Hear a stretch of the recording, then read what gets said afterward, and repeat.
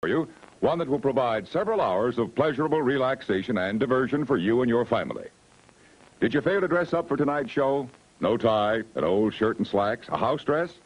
Well, don't give it a thought. We're glad you came as you are. We just want you to enjoy yourselves. Don't forget to visit our refreshment center during the intermission or any time. You love the tasty array of snacks we have to offer. So will the youngsters. Everything is quality and so good.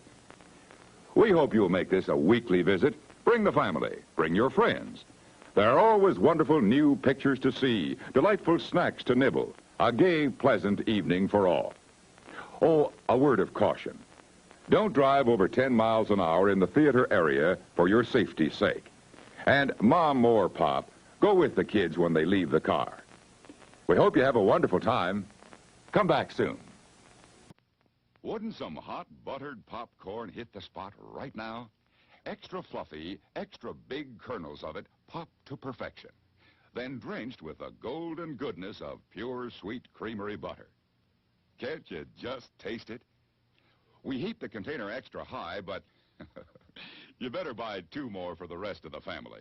Piping hot, golden buttered popcorn at the refreshment center right now.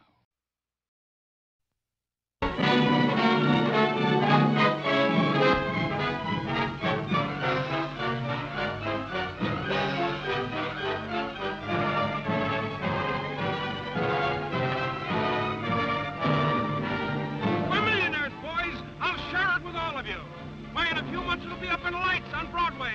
Come, the 8th wonder of the world!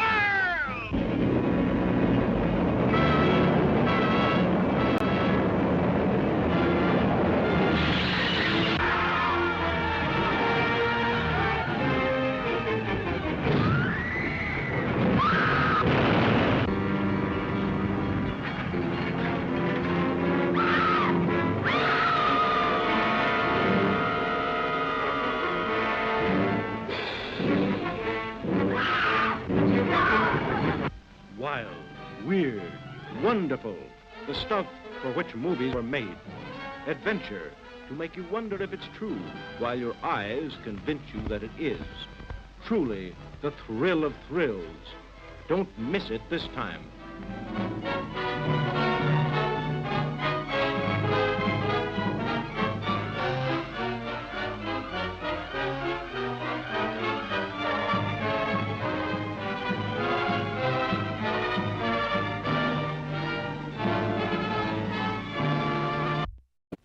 Suppose there's time? Sure, there's still time to visit our famed snack bar, where we offer a wide variety of good things to eat and drink to top off your evening.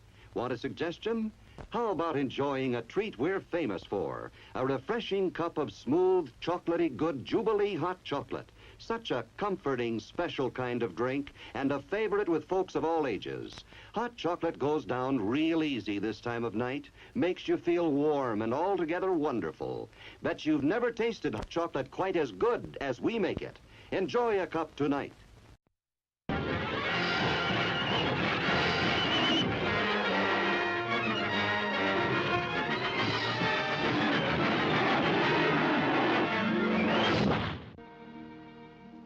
I'm just another trouble. You told me not to come on the boat. Good night, kid. Good night. Ah, that's what everybody thinks who's never been there.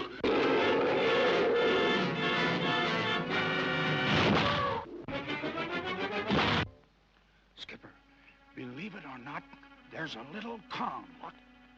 A little... How little?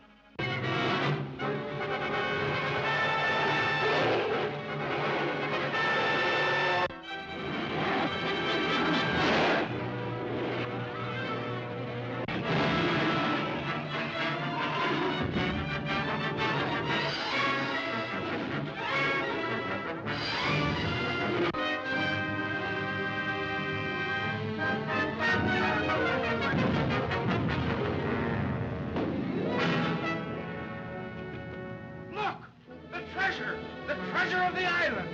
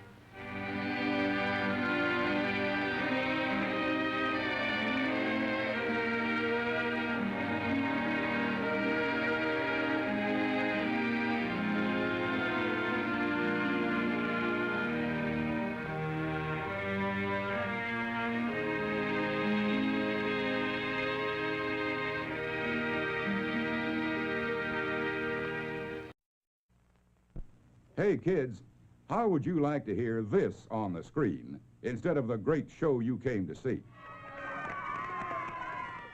That's what you sound like. Honest.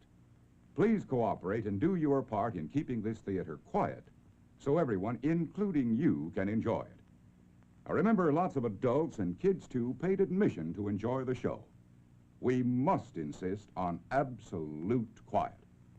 Otherwise, we will be forced to evict all disturbance makers from the theater. Those asked to leave today will be refused admission to this theater in the future. Thank you.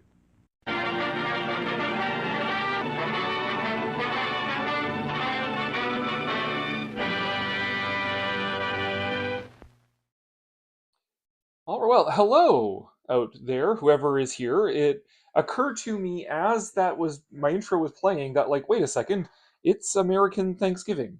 So I don't know who actually is going to be here tonight or watching or whatever. The bride is here, but she's also just in the other room.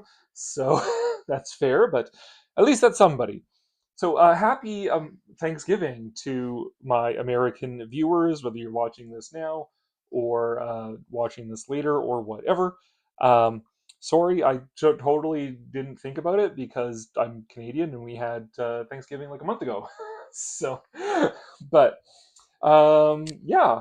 Hello, well, here we are in the studio again, the new studio. Whatever, I got it slightly decked out for Christmas here. So I've got where is it? Behind me up here, we got the Grinch hanging out right there. Old-fashioned blow mold sort of looking thing here. So there we go, the Grinch. A little hard to see though because of the light. There we are. Old-fashioned blow mold sort of Grinch there, lit up. If I can get the there we go. There. What do I have set up for Christmas? Oh yeah, and the figures. They got their Christmas tree up right there. The Metaluna Mutant got a little doll of himself for Christmas. That sort of thing. So I did figure out the backdrop issue as well. I figured out how to game the Staples system so that I could actually get backdrops printed up at more or less the correct size. So maybe at some point I'll show my shelves off again once I got them a little bit more to how I like them. But I did also, yeah, there's the Paris shelf right there. So Nosferatu's hanging out there now, and the Mask of Red Death Phantom, which is still an amazing figure. Yeah, got Elvira hanging out down here. She's got the little Santa hat on right there. So watching Batman do the Batusi right down there in the corner. Boop. Yep, right down there. So, anywho, that's what's going on here, and I didn't think that to have content for tonight, because usually the content of what we talk about on the stream is driven by the attendees, but there are no attendees right now. Oh, there we go. Didn't turn on the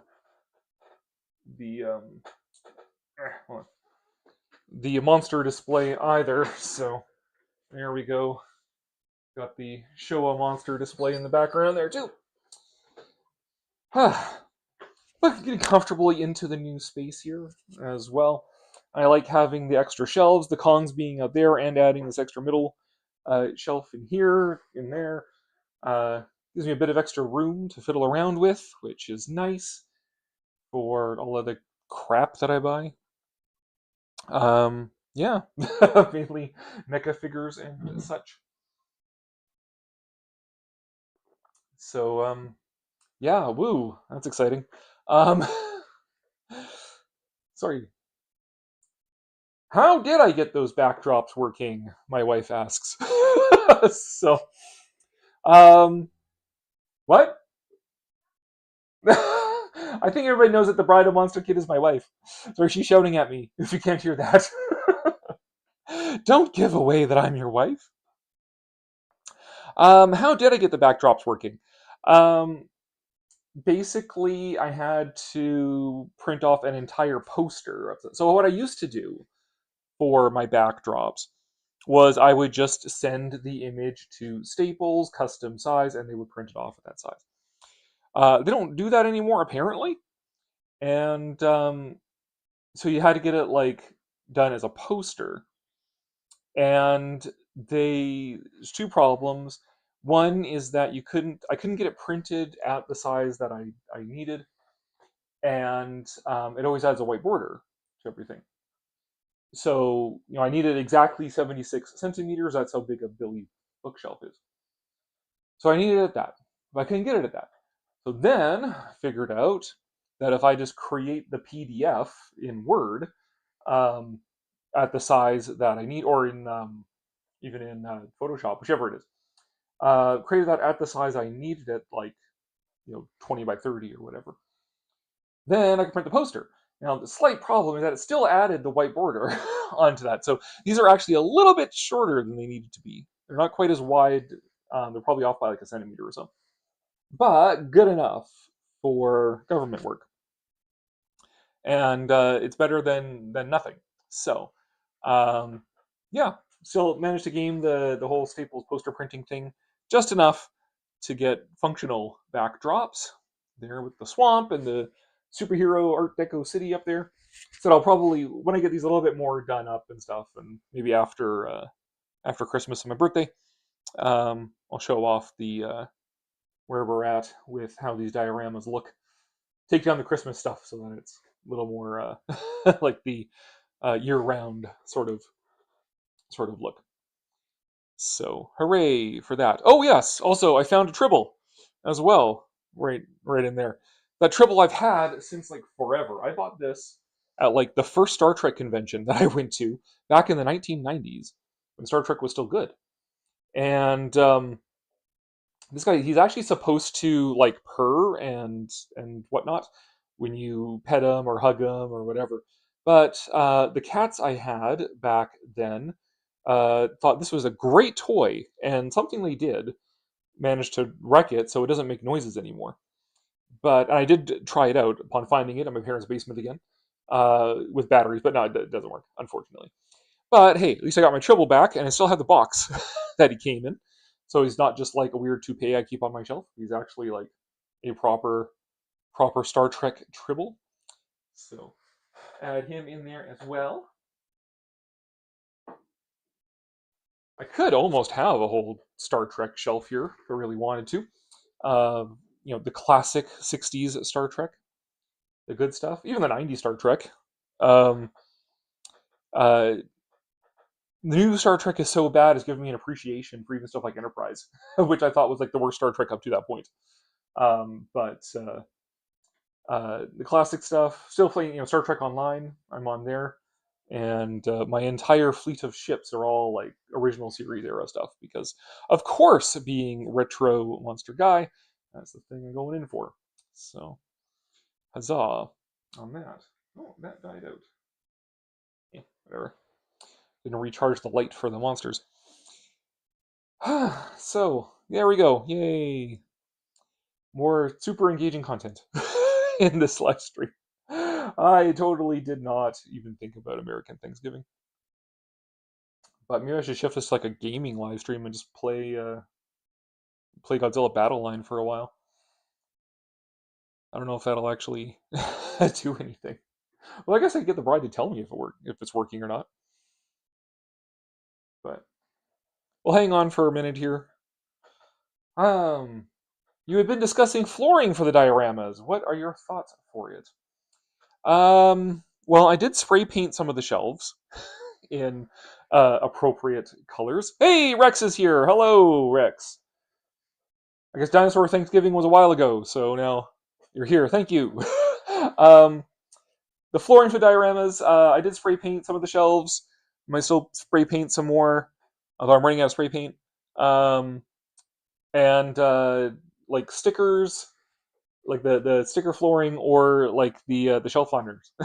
Like if I can figure out what to do with this shelf. This is the shelf I want for the lab, but I haven't figured out if the lab is going to be like a Victorian lab or if it's going to be like a creepy crypt lab, like Frankenstein's lab from Frankenstein the movie, or like Invisible Man in the pub in the inn, that sort of thing, like the Victorian looking laboratory. Haven't figured that out yet. Once I figure that out, then I'll know what to do with the floor in that shelf. Because Happy Thanksgiving, but you don't celebrate that, do you? We do celebrate Thanksgiving, but we celebrate it in October. So mid-October is when we have Thanksgiving. Um, it for us, Thanksgiving correlates with Columbus Day or Indigenous Day in the United States. So that's when we have Thanksgiving. We don't have anything right now. This is just a weekend, which is weird because we also have like Black Friday has like spread and infected Canada as well. But there's like no good reason why we should have Black Friday in Canada. The price is because it's awesome. I don't know about that. Because like it makes sense in the United States, right? Like Black Friday is just this the Friday after Thanksgiving. You're done one holiday, you start the next one, right? But for us, it makes no sense. It's just this weird arbitrary day. This happens to correlate with Americans going out and losing their minds in Walmart and stuff. But it's a terrible day for shopping. The bride is, it's a great day for shopping. No, it's not. It's insane. But also, last week was insane, anyways. We tried to go to a mall and it was like not happening. So, but yes, yeah, we don't celebrate Thanksgiving this to like today. But thank you, Rex, for uh, the spirit and intent of the thanks, and happy Thanksgiving to you and yours. The dinosaur crew, I guess. Would you eat turkeys? Because they're kind of relatives, right? So I don't know what is the going rate. Um, I mean, it's still right before Christmas. Yeah, I like it. It is, a month before Christmas. Advent starts on Sunday, so Advent being, for those of you who are not liturgically familiar, Advent is the 4 Sundays preceding Christmas. So in the Christian liturgical calendar, we have seasons, and Advent starts 4 Sundays before Christmas. That's the Advent calendar. That's where it all comes from. And so we have 4 Sundays of Advent, and then we have Christmas, and that lasts for 12 days. Hence why the song 12 Days of Christmas are the 12 days of the Christmas season, starting December 25th and going to January 5th. January 5th is 12th night, and then that's when actually when we take down the tree. We put up the tree on the first Sunday of Advent, and we take it down on 12th night. And then January 6th is Epiphany, starts a whole new season. So, other than the date, is there a difference? Do you eat something other than turkey? Nope, nope. It's like all the same stuff. It's all the pumpkins and turkeys and all that sort of stuff, and thanking our forefathers for colonialism and whatever else. It's all the same sort of themes and whatnot. So just Thanksgiving. It's just we have a different date than you. Let's see, Derek. Hey, Derek. The days of buying cheap Blu-rays in stores on Black Friday are over. Yep. Yeah, like Black Friday, like sales that I've noticed aren't like even much to sneeze at. Anyways, it's like 10% off. Like, oh, good. That covers like the federal sales tax. Like, good. Um, yeah, sales ain't what they used to be, but DVDs ain't, and Blu-rays ain't what they used to be either. So, unfortunately. But then I'm down. Like, I have like pretty much all the movies that I really like core need to have, like, to prove that I'm a monster fan. But now it's like those rarities, like say Invasion of the Body Snatchers, like the original one. I'd love to get a copy of that, but I would not love paying like $40 or $50 Canadian for it, which is what it is now. And it's always like this bare bones, like it's just a movie and maybe like a trailer or something. Just like we hit that golden age of like DVDs where it was like, here's a 2-disc DVD with a gazillion extras and like primo presentation and everything, and or like here's a DVD set of like 15 movies and all of the Universal Sci-Fi movies or whatever. And now it's like, buy this Blu-ray with just the movie and just the trailer for $40 Canadian. It's like, I'm pretty sure the Alligator People is not worth $40 Canadian. So, Rex, January 5th is also my birthday. That's the best day of Christmas. Yes, the 12th day of Christmas. There you go. Probably venture out tomorrow to my local used bookstore. Yeah, are they having a sale? I find like a lot of used places don't because they're just like, people buy stuff anyways. When I still was retail before my store that I owned, which I didn't do Good Friday sales either, or not Good Friday, Black Friday, or like Boxing Day sales, post Christmas sales, because I didn't carry extra stock for Christmas, just Christmas decorations. Um, we didn't have sales either because it was like a custom T-shirt store, the previous place I worked before my current life, and it's like they're all custom, so there's no stock to have on sale. But no, but it will be less congested in the mall. That is true. Yes. We don't really eat turkeys. No, there really isn't a one meal that everybody eats for dinosaur Thanksgiving. My family eats a lot of steak and pizza, but my Triceratops friend eats Watergate salad. You mean watercress salad? The Watergate salad is like a salad that's spying on reporters or something.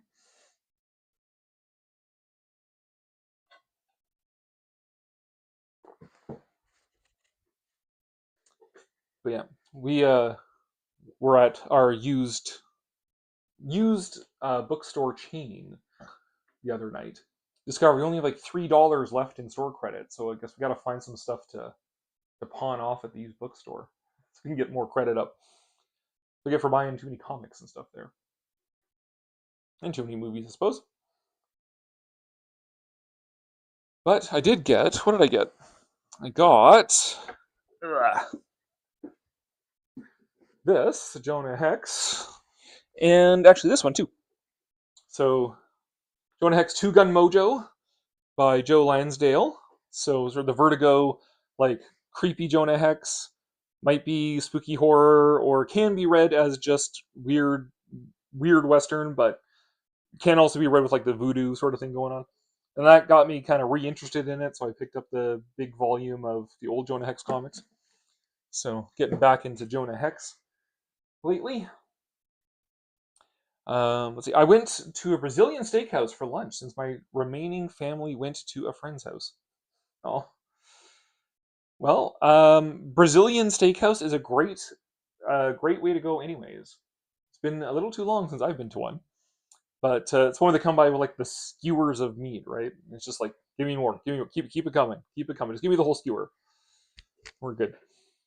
So I can get behind that, especially the one with like the. Sorry, I'm moving because I keep blocking the Grinch. Um, the one with the cheese on it. If you have that at your Brazilian steakhouse, that is like, oh, amazing. No, I mean Watergate salad. It's from the 70s and it's barely a salad, to be honest. The main ingredient is Cool Whip and pistachio pudding mix. What? Okay, I gotta look that up. Sorry. I need to. Yeah, it sounds like ambrosia salad, or we would call ambrosia and ambrosia salad. Watergate salad. No, that's interesting. Pistachio delight or shut the gate salad. Shut the front door. Is a side dish salad or dessert salad made from pistachio pudding, canned pineapple, whipped topping, crushed walnuts or pecans, and marshmallows. That sounds amazing. Okay. We have to make that. Now that I know that's a thing, we have to make that. That sounds awesome. Thank you, Rex, for making my life better by informing me that this thing exists. So we'll have to, yeah. Do we have any pistachio pudding kicking around, Bride? Think we do? Okay. No whipped cream though. Okay, so we have to get that. And some of those like pecans or whatever. More than pecans? You mean the can? I was talking about pecans. Pecans. Yeah. You're hearing me through the door and through the live stream. Everyone's just watching like, what? Is this guy talking to himself or what's going on? It is really good. I make every time my family has a big meal. Nice. And that's no small feat with such small arms, right? Like you gotta really work at it to make some of that. Doug says, you should come down to Atlanta for Monsterama next August. Um, Here's the thing. I would love to. Um, and like, I've actually looked around, like, what there is to see around, like, Atlanta and stuff. And it's like, actually driving out, going to, like, Eatonville and checking out the Uncle Remus Museum and, like, going to Savannah, stuff like that.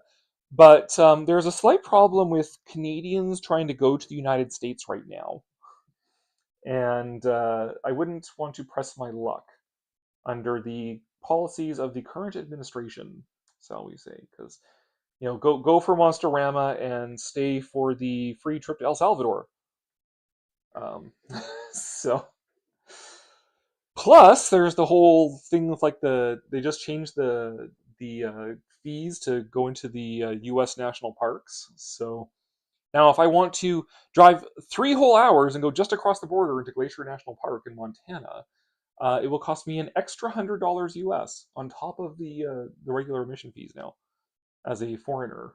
So, I use Cool Whip personally. You just dump it out. Nice. It is so darn hard to stir with the spoon when the spoon is in your mouth. Yes, I would imagine so. Yeah, what's at Monsterama? And have they announced like any of the guests or talks or anything yet, or are they still trying to organize all that stuff? I mean, I guess the big thing with the dealer's room, anyways. That's always what I watch videos of. So, hooray for the dealer's room. Ouch! Yeah, no kidding. Ouch. Um, yeah, it would. And keep in mind, like, there's also the exchange rates. So, it's $35 to go into Glacier National Park, $35 US, and then yeah, the $100 US extra fee because I'm a foreigner and uh, the current administration is trying to make everybody hate foreigners and especially Canadians. Um, and then you do the exchange rate, so that $135 US comes out to over $170 Canadian, which is actually more than an annual pass to Canadian national parks. So our annual pass is only like 155.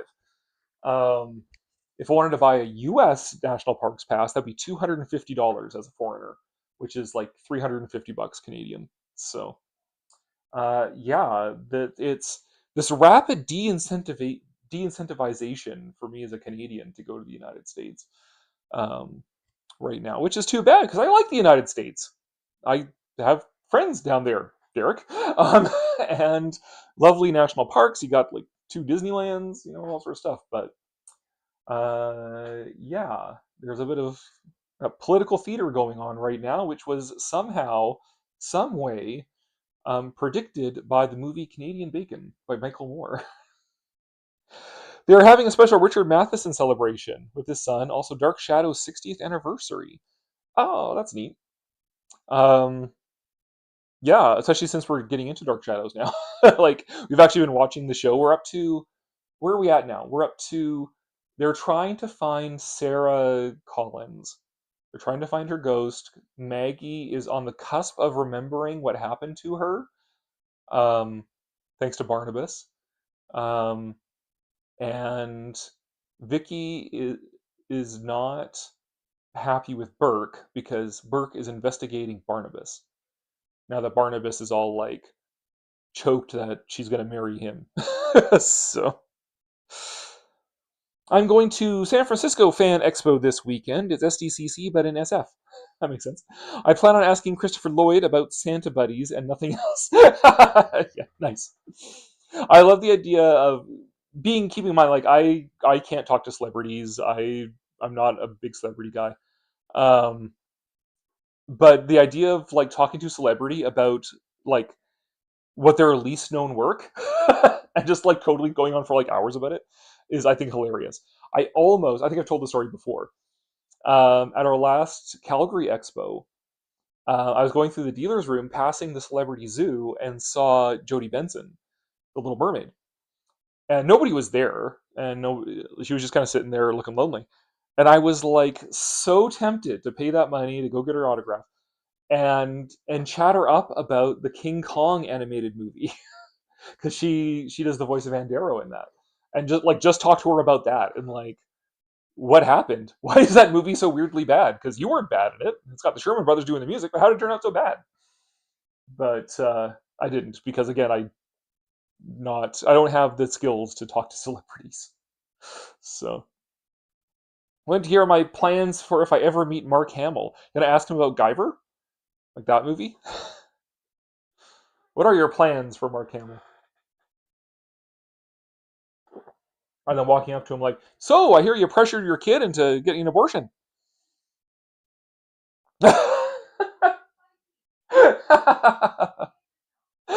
The bride is telling me not to be spicy.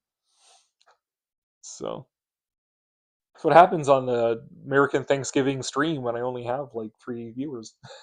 So it's like, let's get spicy. Oh, that's 4. Martin, hello, Martin. Welcome. Welcome. We were chatting about conventions and celebrities and why I can't go to the United States right now. Am I streaming on multiple platforms? No, just YouTube. I don't have for Monster Kid Cory does not actually have other platforms. So I don't have a thing on Facebook. I don't have a TikTok or a Twitch or any of that stuff. Because this really just started as me like having an avenue to like vent about movies and show off toys I bought. So I'm not really like all in on like cross-platform advertising and whatever. Trying to make this like some kind of financial thing. It's just me goofing around. Let's see. No Cadillac Summer. I will call it his best movie and will not stop asking about a sequel. Nice. I don't even think I've heard of that movie. But yes, always the most obscure movie here. Cadillac Summer movie. I mean Corvette Summer.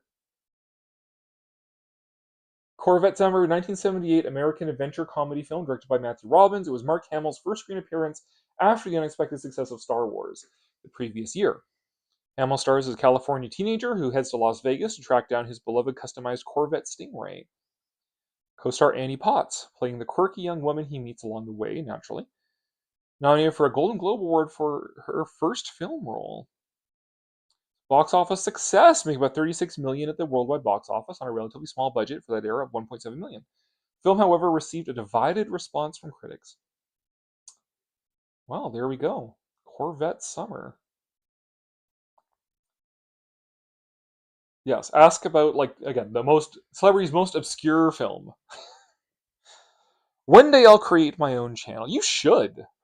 I mean, I don't know. You put so much work into. So, for those of you, should I expose who you are, Derek? Derek is involved with Dragon Con, and yeah, if you're not done putting so much work into that, then doing a YouTube channel, especially since you know so many celebrity like writers and stuff like that, it would be interesting to see you parlay that into like a monster interview, horror interview sort of thing, or just doing like your dread punk stuff. Yeah, Corvette Summer. I don't know cars and get them confused. If you ever expand a Twitch account or start a Discord server, I can mod. I'm currently a Twitch mod as of 3 days ago, and I own a server. Cool. Nice. If I feel like it, I don't know the how big I could expand this thing that I'm doing because like my the views that I get are all over the place. You know, it's really driven by the particular content that I'm doing, not by like my personality because I don't have one. Um, it's just like I happen to I do a video about Snow White and it blows up. I do a video about the actual missing scene from King Kong and it blows up. And then I do a video about Boris Karloff movie and nobody watches it. So um, so the views are all over the place. And I did do the memberships. I had memberships up for like 2 months and nobody bought one. So it's like, okay, that I sure. Like I could see me maybe topping out at like 3,000 subscribers. Um Like, I suppose I could expand that if I try to like do something more flashy and professional and stuff, but then it's like this ends up becoming my job then. And I'm not at that point yet of thinking about this like it's a job, because I still have like day jobs and like my tourism work and stuff like that. And really, there's a book I should be working on as well, second edition of my book about the Ice Age. So, but who knows? Maybe if I feel like there is life in it, I could expand to other platforms and have a Discord server and stuff. I kind of regret getting rid of most of my DVDs. Even if Blu-rays have a higher quality, DVDs seem to have more special features. That is correct. Yeah. There were some of the early Blu-rays I found where they were just replicating what was on the DVD. It's just all on one disc instead of two discs. Um, but yeah, like as I was saying earlier, we had this golden age of DVDs. Where I think, like, if I was going to pick one to sort of exemplify it, it would be like the Walt Disney Treasures collection, where they had like all the Mickey Mouse cartoons, all the Donald Duck cartoons, almost all of the Tomorrowland episodes of Disneyland, stuff like that, all of the Davy Crockett stuff, with like tons of extras and bonus features and all this stuff. I got the 2 disc DVD of 20,000 Leagues Under the Sea. Like the first disc has the movie, the second disc has like a gazillion special features, and still there was more they could have put on there, which I like talked to the guys who put it together, and they said, yeah, there was so much that they wanted to put on there.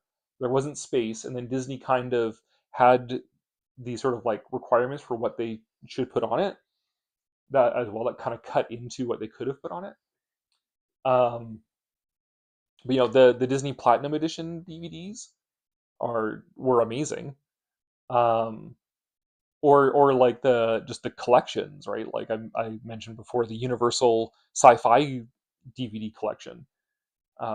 That's like 6 discs and has like every Universal sci-fi movie from the 50s, except for like It Came from Outer Space and The Silent Earth. Um, but now it's like, on Blu-ray, you could like have even more movies on a movie set or whatever. But instead, it's just like buy one crappy hour-long 50s B movie for $40 Canadian. It's like, no. It's like $10 I would have bought it. $40? No way. Because all of it's like this boutique stuff by like Shout and Severin and Criterion and stuff like that. So, um, I'm waiting for Criterion to come out with the Godzilla Heisei series, but that's going to be like $400 or something, I'm sure. But yeah, I would say higher quality DVDs have more special features. Yeah, for sure.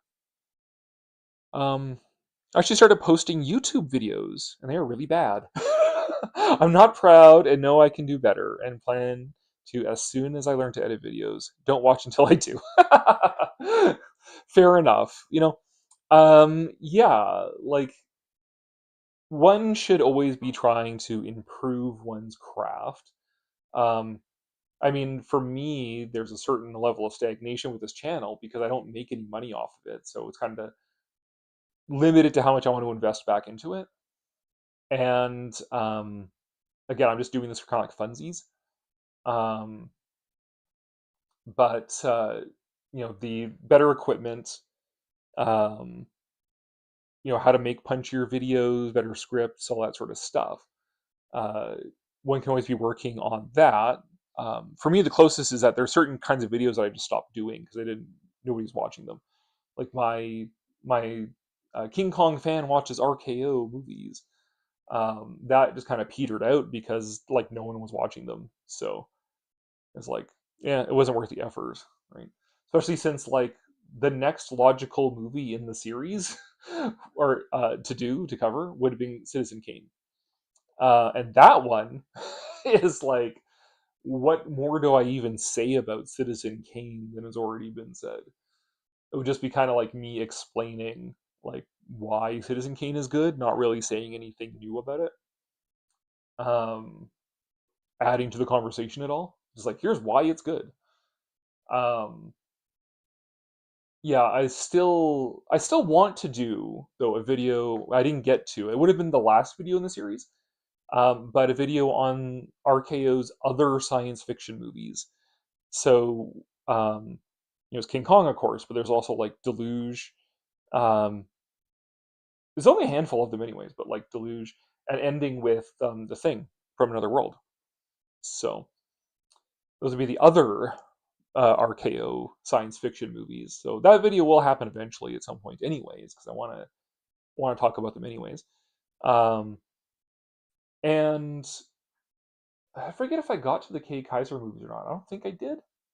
But like the Kay Kaiser's movies for RKO, in You'll Find Out, which has Boris Karloff and Peter Lorre in it, also has the models, the stop motion models from King Kong in it, which I've talked about in other Kong videos.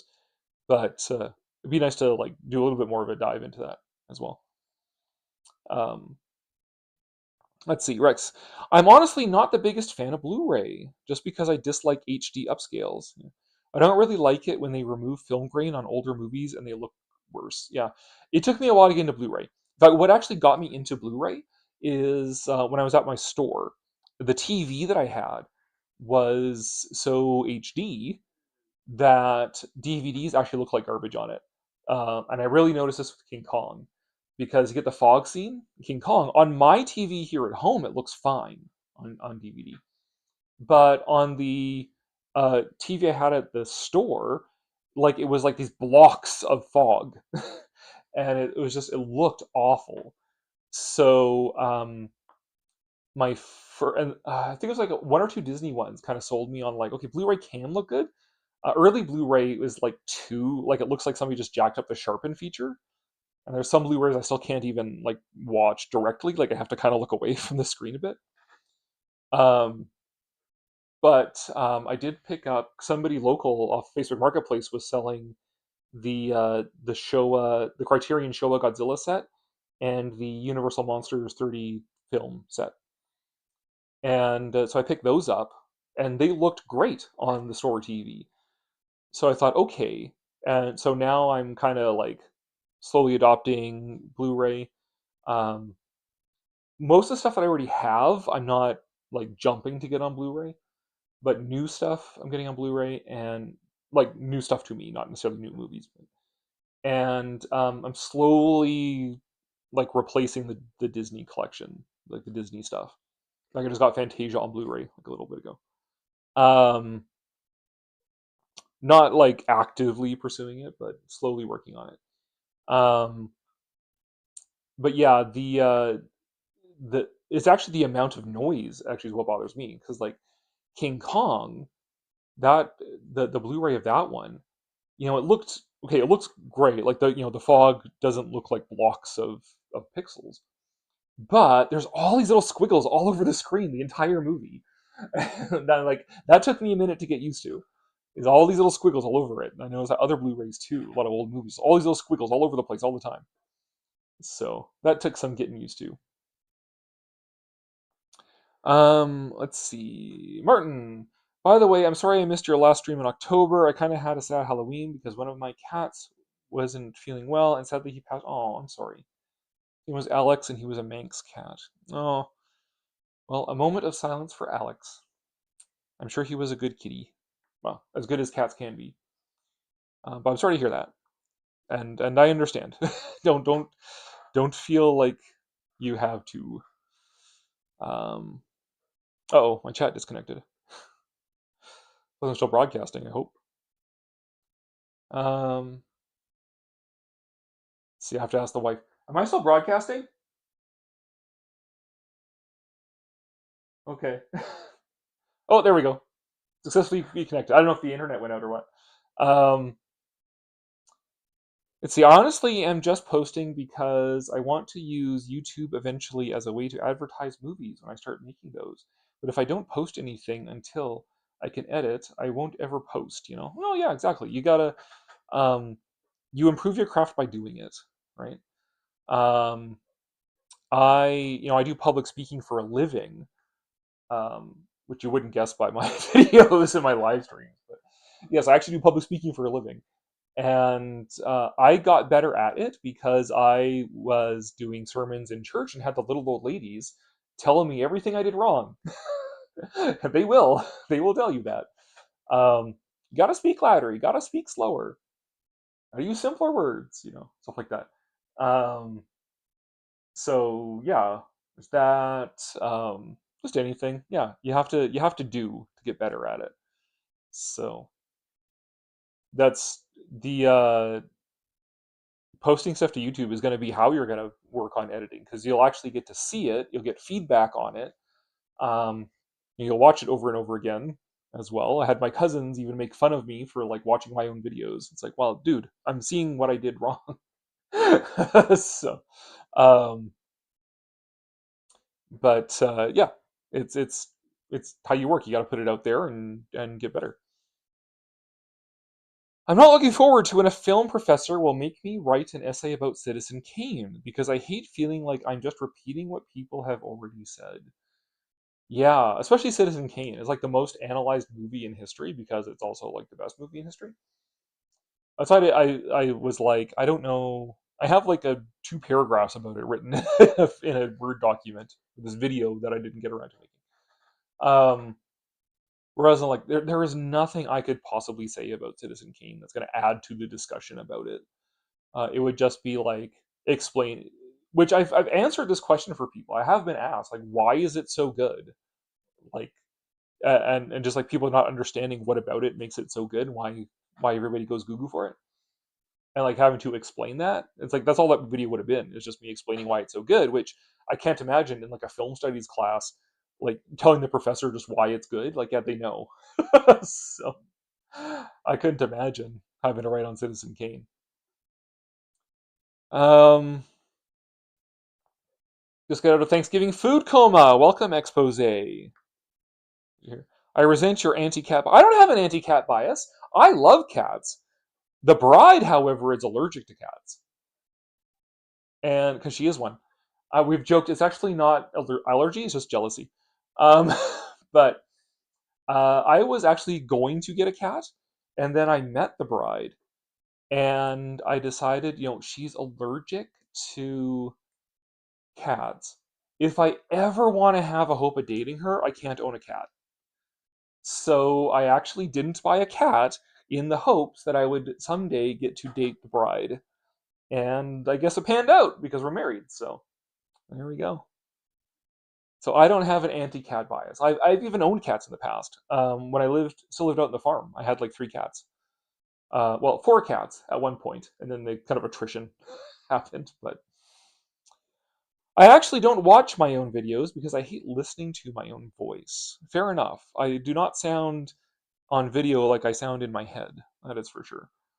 But I do rewatch my videos because I watch them trying to figure out like, okay, what could I improve? What did I do wrong? What doesn't work? That sort of thing. It also reminds me of what I know as well.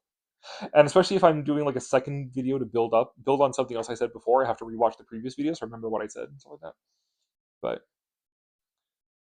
I don't get the hatred between cat people and dog people. They're both fluffy goobers. That is correct. I like them both. I actually used to be afraid of dogs when I was a kid because dogs are just like big and loud and chaotic, whereas cats are sleek and elegant and can take care of themselves. But I mean, now they're all fluffy goobers. So I love them all, and I own a dog now, so and I do love her. So um, yeah, just give me a fuzzy animal, and I'm happy with it, right? Um, reptiles, I'm not afraid of reptiles. They're not as fuzzy and cuddly. So, skill issue. I own 2 cats, and I am allergic to cats. Um, yes, a skill issue. Unfortunately, the bride is like deathly allergic to cats. It's like trip to the hospital if she gets exposed to cats for too long of a period of time. That's why we're actually a bit afraid right now of flying anywhere, because it's become this big thing now to like sneak your pet onto a flight, and it's like great, we're taking a flight to Japan, and 13 hours later, we're going to be carting my wife off the plane in a body bag. So that's worrisome. And it's not even like, oh, just take your keep an EpiPen handy, take your antihistamines, and if you're just sitting at the other end of the plane, it'll be fine. Like, not really, no. So I'm I'm a big advocate for like how they should have like a special climate controlled and luxuriant place for all the animals to hang out on the plane. That's not where the people are hanging out. But what were we talking about before I came here? Something with cats, apparently. Oh, yes, Martin was explaining that he couldn't be with us last month because one of his cats passed away, which is very sad. And then I got into a cat discussion.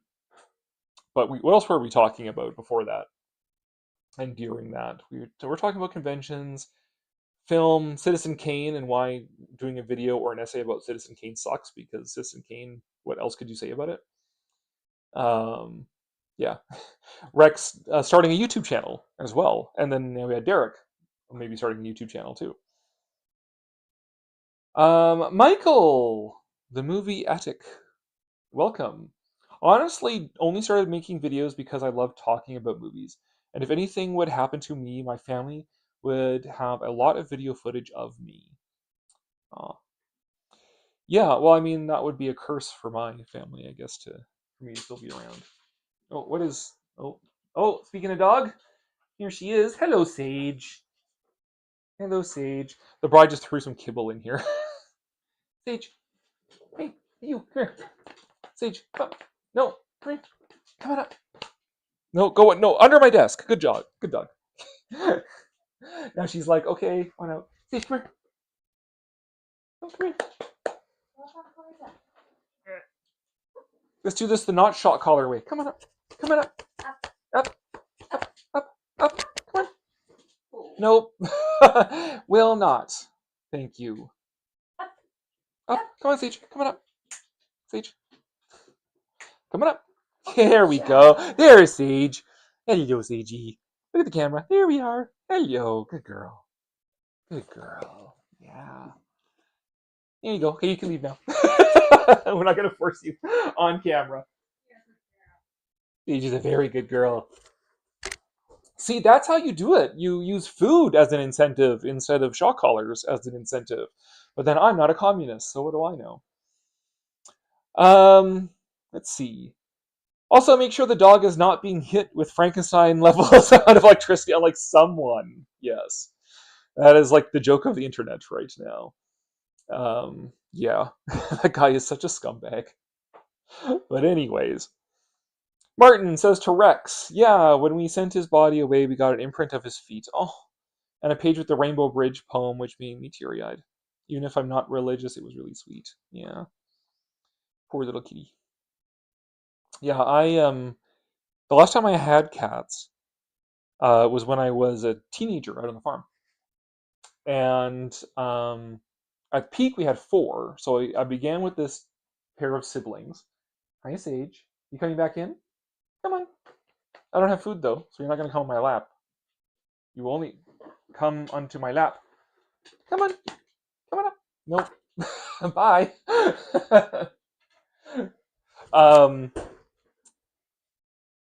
Started with 2 siblings that I rescued. They had a 3rd sibling that had died. Their mom went missing. These were farm cats. So I took the 2 siblings in when they were kittens, and then one was male, one was female. The female, they weren't spayed or neutered. So the female, she got pregnant by another cat on the farm. We know exactly which cat it was too, because the kitten looked exactly like him. Had this kitten, and then she had another kitten with another cat, a little slut, with another cat from the farm that was kicking around. And then she got hit by a car on the road just outside the farm. And then the first kitten, the gray one, ran away. Like, he's just disappeared one day. But he was getting like more and more surly. He's getting more like his dad. So his dad was a jerk. Anyways, and then the second kitten, he got hit by a car in the same stretch of road as his mom did. So, and then I moved off the farm, and but then my dad said that yeah, he kept seeing the last remaining cat around with like being trailed by his own kittens that he was dad to. Um, so that was cute. So I assumed that he lived a long life and died of natural causes, but this would have been decades ago. So I still don't understand what people are talking about with the shock collar thing. Like, yeah, it's bad, but I don't know why people are talking about it all of a sudden. Um, okay, so the shock collar thing. There is this douchebag Twitch streamer named Hassan Piker. He is a communist himbo. So he comes from a wealthy family. He's actually related to um, Cenk Uygur and of the Young Turks. He got his first job working for his uncle at the Young Turks. Comes from a wealthy family. He lives in like Beverly Hills. He's a total champagne socialist, and he's a himbo. So a lot of young activist types who just think he's hot watch him for his just atrociously bad takes on everything. He has promoted terrorism. He has given platforms to like actual literal terrorists and stuff. But he's always like, no, they're like cool, man. Like whatever, man. He's an absolute himbo. Hardly has two brain cells to rub together. Well, in the background of his videos, and he's got in trouble for all sorts of crap, but he never gets like punished for it because he's one of the biggest Twitch streamers. So Twitch like doesn't do anything about him. He can say anything he wants. And anyway, so he has like his dog in the back of his video, and he did a stream recently, like the last like month or two, and the dog who like stays in this like just curled up position on this little bed for hours while this guy does these like low tier live streams. He doesn't talk about anything. Sometimes he literally like walks away from the screen.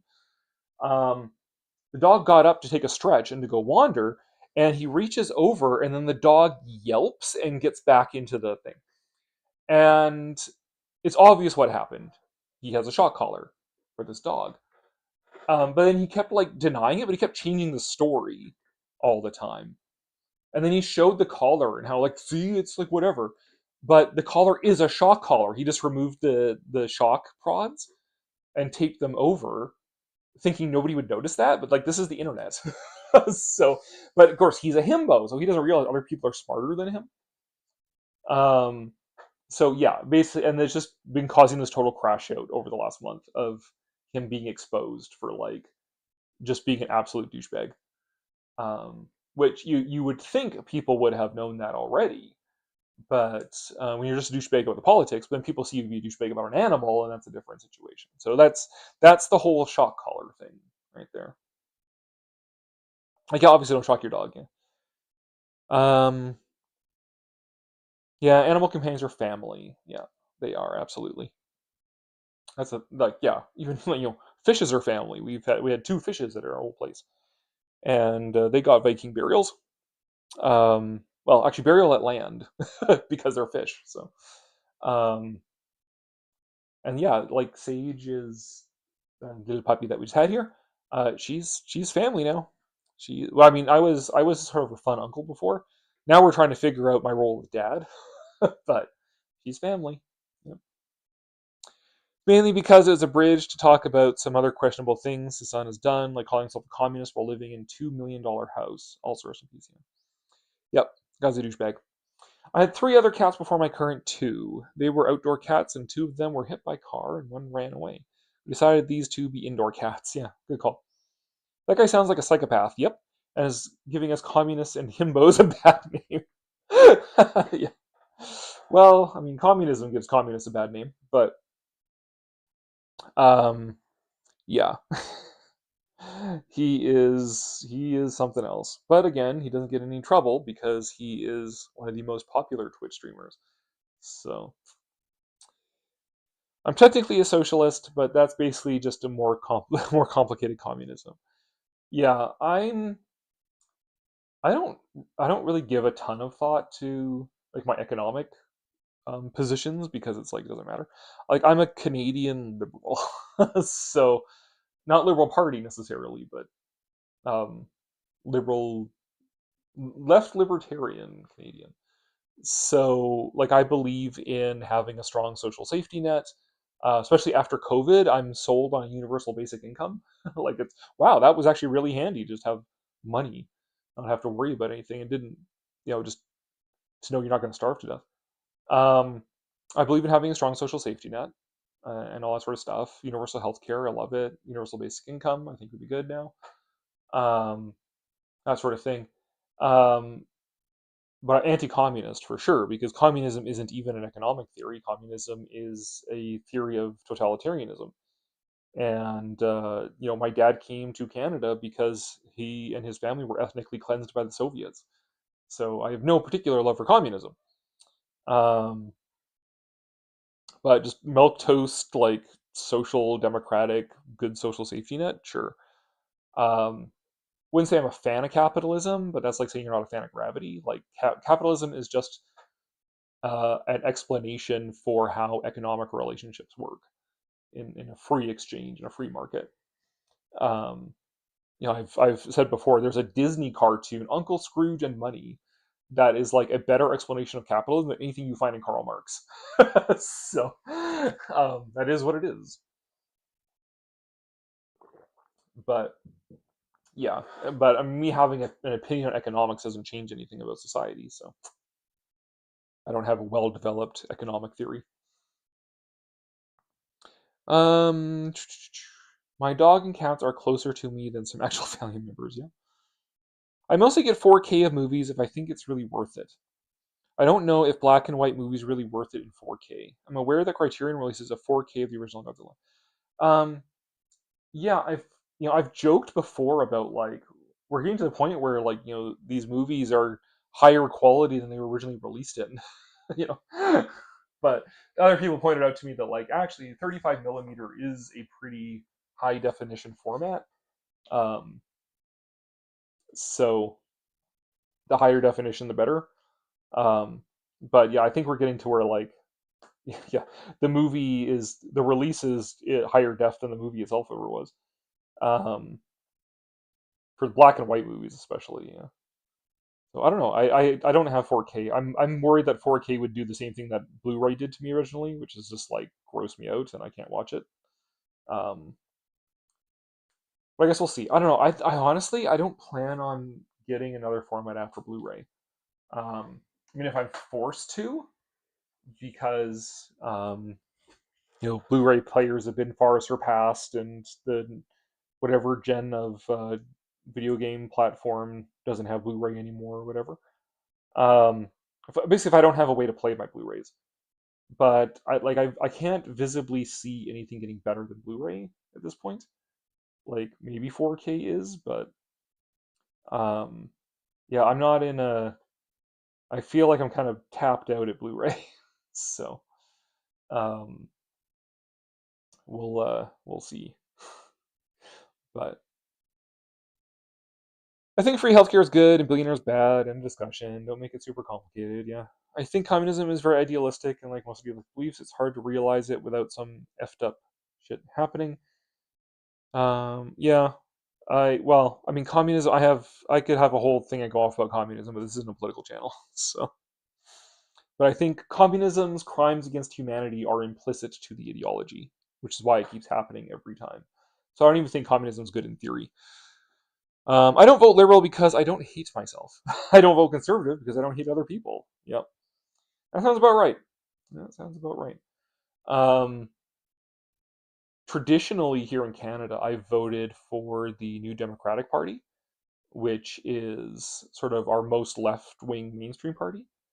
Um, the last few years have made that tough because they kind of gone down like instead of being like liberal left wing, it's like woke left wing.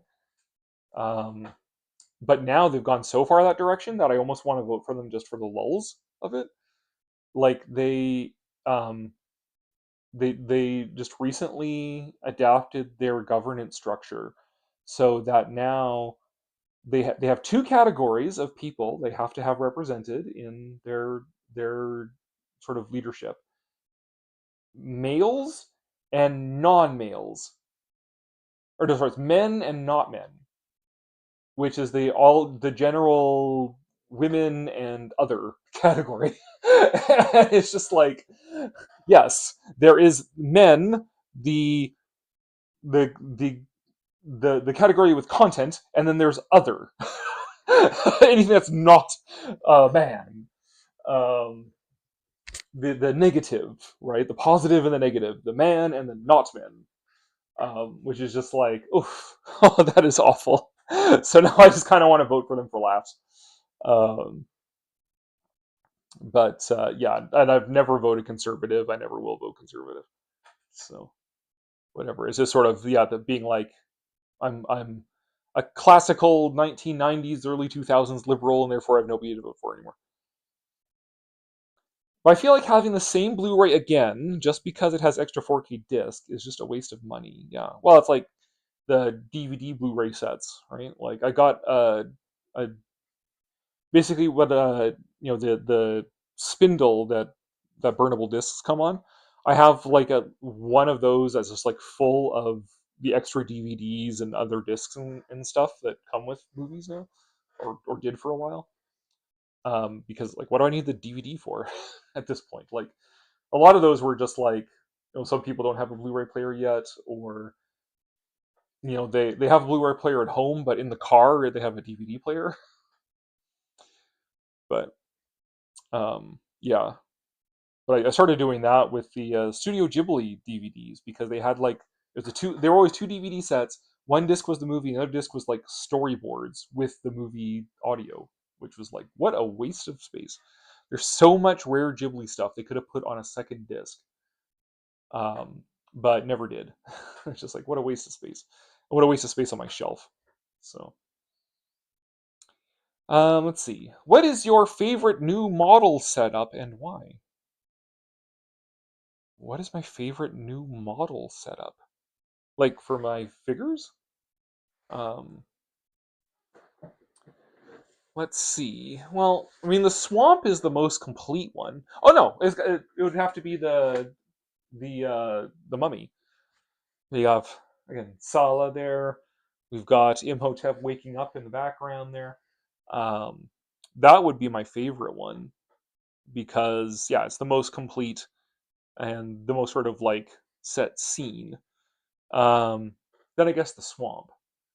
We've got the Wolfman versus the creature, though right now they're exchanging presents. Um, the McFarlane Voodoo Priestess. We got the Pirates of the Caribbean skeleton pirate figure, and McFarlane. Oh no, Mezco zombie there. And there's a few other figures that I could see if they make, I would put there as well, because they kind of fit into a swamp sort of scene. But that'll probably be my next favorite one. What else? Well, I mean, if I get the Crypt or the Lab together, those would be strong contenders. So the roof of Notre Dame de Paris there, if I can get that, if I can figure out how to do like some of the decor, like some pillars and a railing and stuff that actually are like Gothic, look like Notre Dame, then that would be good. Get that in there, and then get the right color as well, because Notre Dame is actually not gray; it's kind of an off-white. Yeah, I think that's about right. Also thinking of how I might be able to make more space here, and then so at the top I have the Universal Transformers up there. Got the Universal globe there, but I'd like to maybe make that an actual shelf that things are on. So we'll see what happens there. Back up a bit. There we go. Yeah. Anyways, we shall see. We shall see.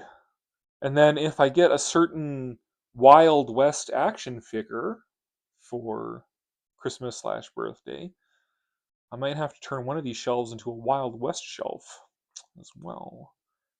So we'll see if that happens. And there I got my He-Mans, but whatever. And Transformers up at the top. Let's see. Technically, it wasn't communism itself. It was countries that used it. And as I typed it, I realized it's the same as saying racism isn't bad; it's just used by bad people. Yeah, real British imperialism has never been tried. Right. Personally, I like to get my Blu-rays from a used bookstore near where I live that sells them for like $5 each. Yeah, I buy very few Blu-rays like from the store, like first run. Most of them are either off of Marketplace, Facebook Marketplace, or like the used store. Like the Disney ones, I don't buy any Disney ones new.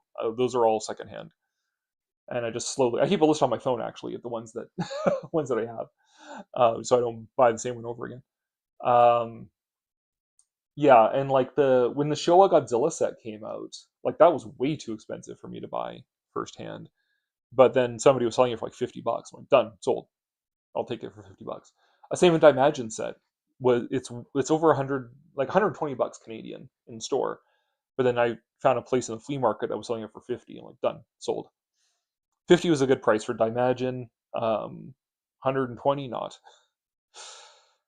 Um, I don't I don't now. Well, I don't know. I agree in what democratic socialists are saying, but by history's told us it's possible that it could go wrong again.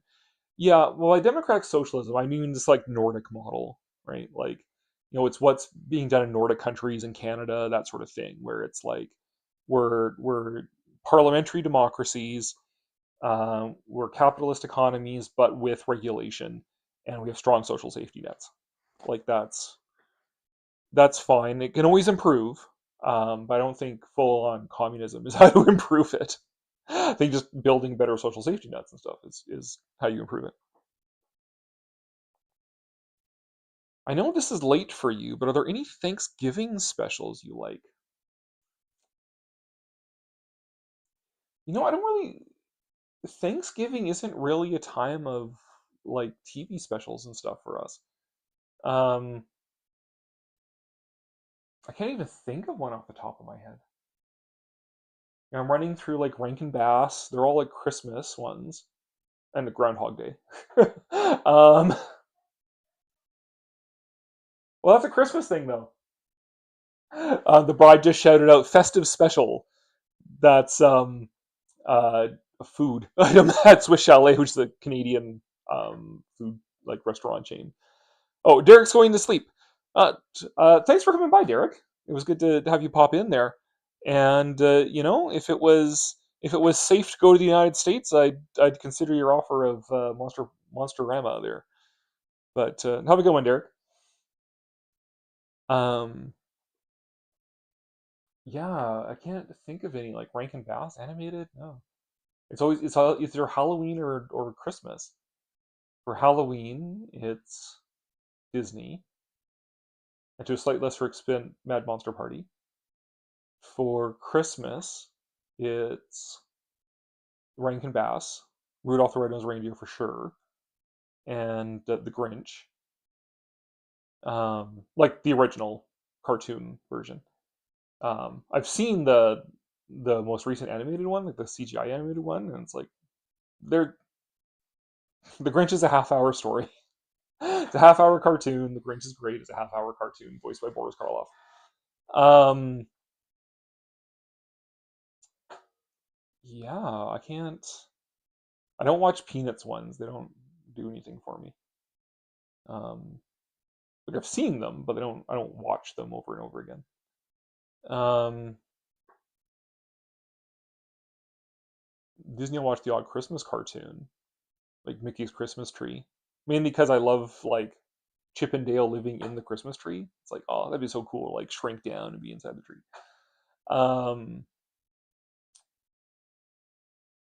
but yeah, I can't think of any Thanksgiving TV specials or anything that are part of my tradition. I watched this one, Smokey the Bear Rankin Bass special. I got off Etsy. It's kind of incredible. I've seen the Smokey the Bear one. Yeah, I mean I like Smokey anyways. Like Smokey, I have a patch of Smokey the Bear. Like Smokey is awesome anyways. We have a doll of him. He's upstairs right now. Yeah. Um, I love Smokey the Bear. Smokey the Bear is great. The Rankin Bass cartoon is great. Um, Definitely one of the weird rare ones though. Um, yeah, everybody knows Rudolph, everybody knows Frosty, all that sort of stuff. But Jack Frost, Mad Monster Party, Smokey the Bear, um, The Leprechaun's Christmas Gold. It's not necessarily a great one, but Rudolph's Shiny New Year. Yeah, I need to do a video on the Rankin Bass Cinematic Universe sometime too. I also like buying Blu-ray secondhand because I will find movies I haven't heard of. I recently got 2 films I haven't heard of. Journey to the Center of Time was cool, and Forrest Gump. Yes, Journey to the Center of Time, that's what I'm thinking of. That is an early Carol Zeman film. Um, Carol Zeman, a Czech filmmaker who is amazing. He was like, in the 1950s, he was like Georges Méliès. Um, did Journey to the Beginning of Time or Center of Time, which is like these boys on a raft going down the river of time, going back in time. It's okay. It's decent. Um, it's very much like thematically, it's the same as Journey to the Center of the Earth. Right? Journey to the Center of the Earth, Jules Verne is basically Jules Verne time traveling without a time travel machine. Right? He's going down through the strata of the Earth, literally going back in time. He's going down through the Earth strata. Um, Journey to the Beginning of Time is sort of the same deal. It's just going down the river of time. But if you get the chance, you have to see um, uh, The Deadly Invention, otherwise known as The Fabulous World of Jules Verne, and The Fabulous Baron Munchausen. Baron Munchausen is my favorite film by Zeman. It's and one of my favorite films in general. Um, Again, my actual list of favorite films would surprise most people, considering what the content of my channel is about. Um, but they are just amazing, incredible visual spectacles, done with classical techniques, stop motion, cutouts, all sorts of stuff to look like old like Gustave Doré illustrations or Edward Rieu illustrations come to life, like old engravings come to life, stuff like that. He also did Off on a Comet, adapted that from Verne, and The Stolen Airship, which is loosely based off of Verne as well. Um, his animated film Krabat is okay. It's more of like a fantasy. It's based off of like medieval illustrations, like illuminations, but animated. Criterion came out with a 3 set of Journey to the Center of Time, Baron Munchausen, and Deadly Invention. I was hoping they would come up with a second one with like Krabat, Off on the Comet, and Stolen Airship. I was hoping they would, but that was like years and years ago when they finally came out with the Zeman set. But you can order the Blu-rays direct from the Zeman Museum in the Czech Republic, and they're region-free Blu-rays, so you can like play them. So I might just end up having to do that at some point. But Zeman is like one of my favorite filmmakers. He is amazing. His work is just visually incredible, and he brings such like the spirit of the voyage extraordinaire, the spirit of Jules Verne's writing. This idea of just wide-eyed wonder and exploration, and just this like just visual poetry. I think is the best way I could explain his work. Um, like it's not even just that he's imitating Méliès, or just that he's like making a Dory illustration or a Ryu engraving come to life, but that it's such this wide-eyed wonder, uh, romantic vision that he's doing this through.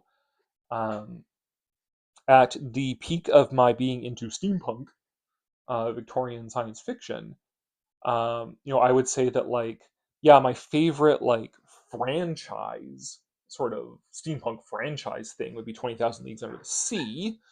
I got the Disney game right there.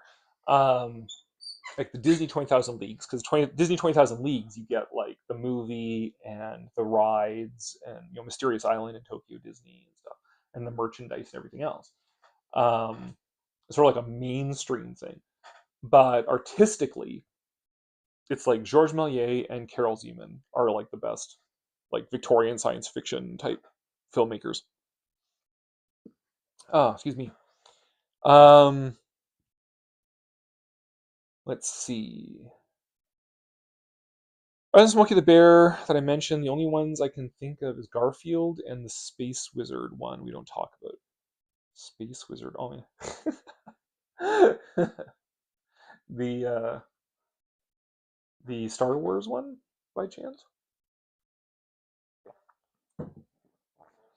But sad to say, something needs to be done. Did you know it's actually Smokey Bear, not Smokey the Bear? Yeah. I was so weirded out when I learned that. Yeah, that is correct. Typically, it is Smokey Bear. No definite article. I want to watch Bear in Munchausen, but it's hard to find both because Czech films aren't common and I don't know how to spell the name. Yeah.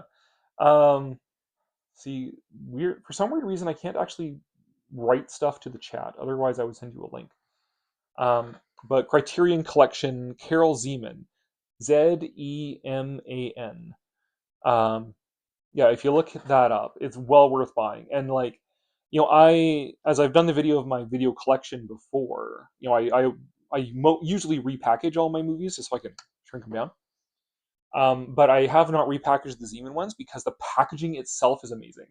Like the packaging Criterion put together for the Zeman set is unreal. Like it's all these pop-ups and things because the packaging imitates the movies.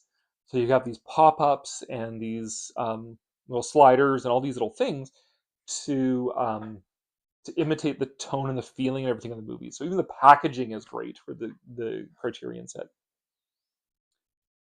Get all three in the Criterion yet? Read my top comment to understand what I meant by that. Your top comment. Oh, I told us it could go wrong. Yeah. Yeah.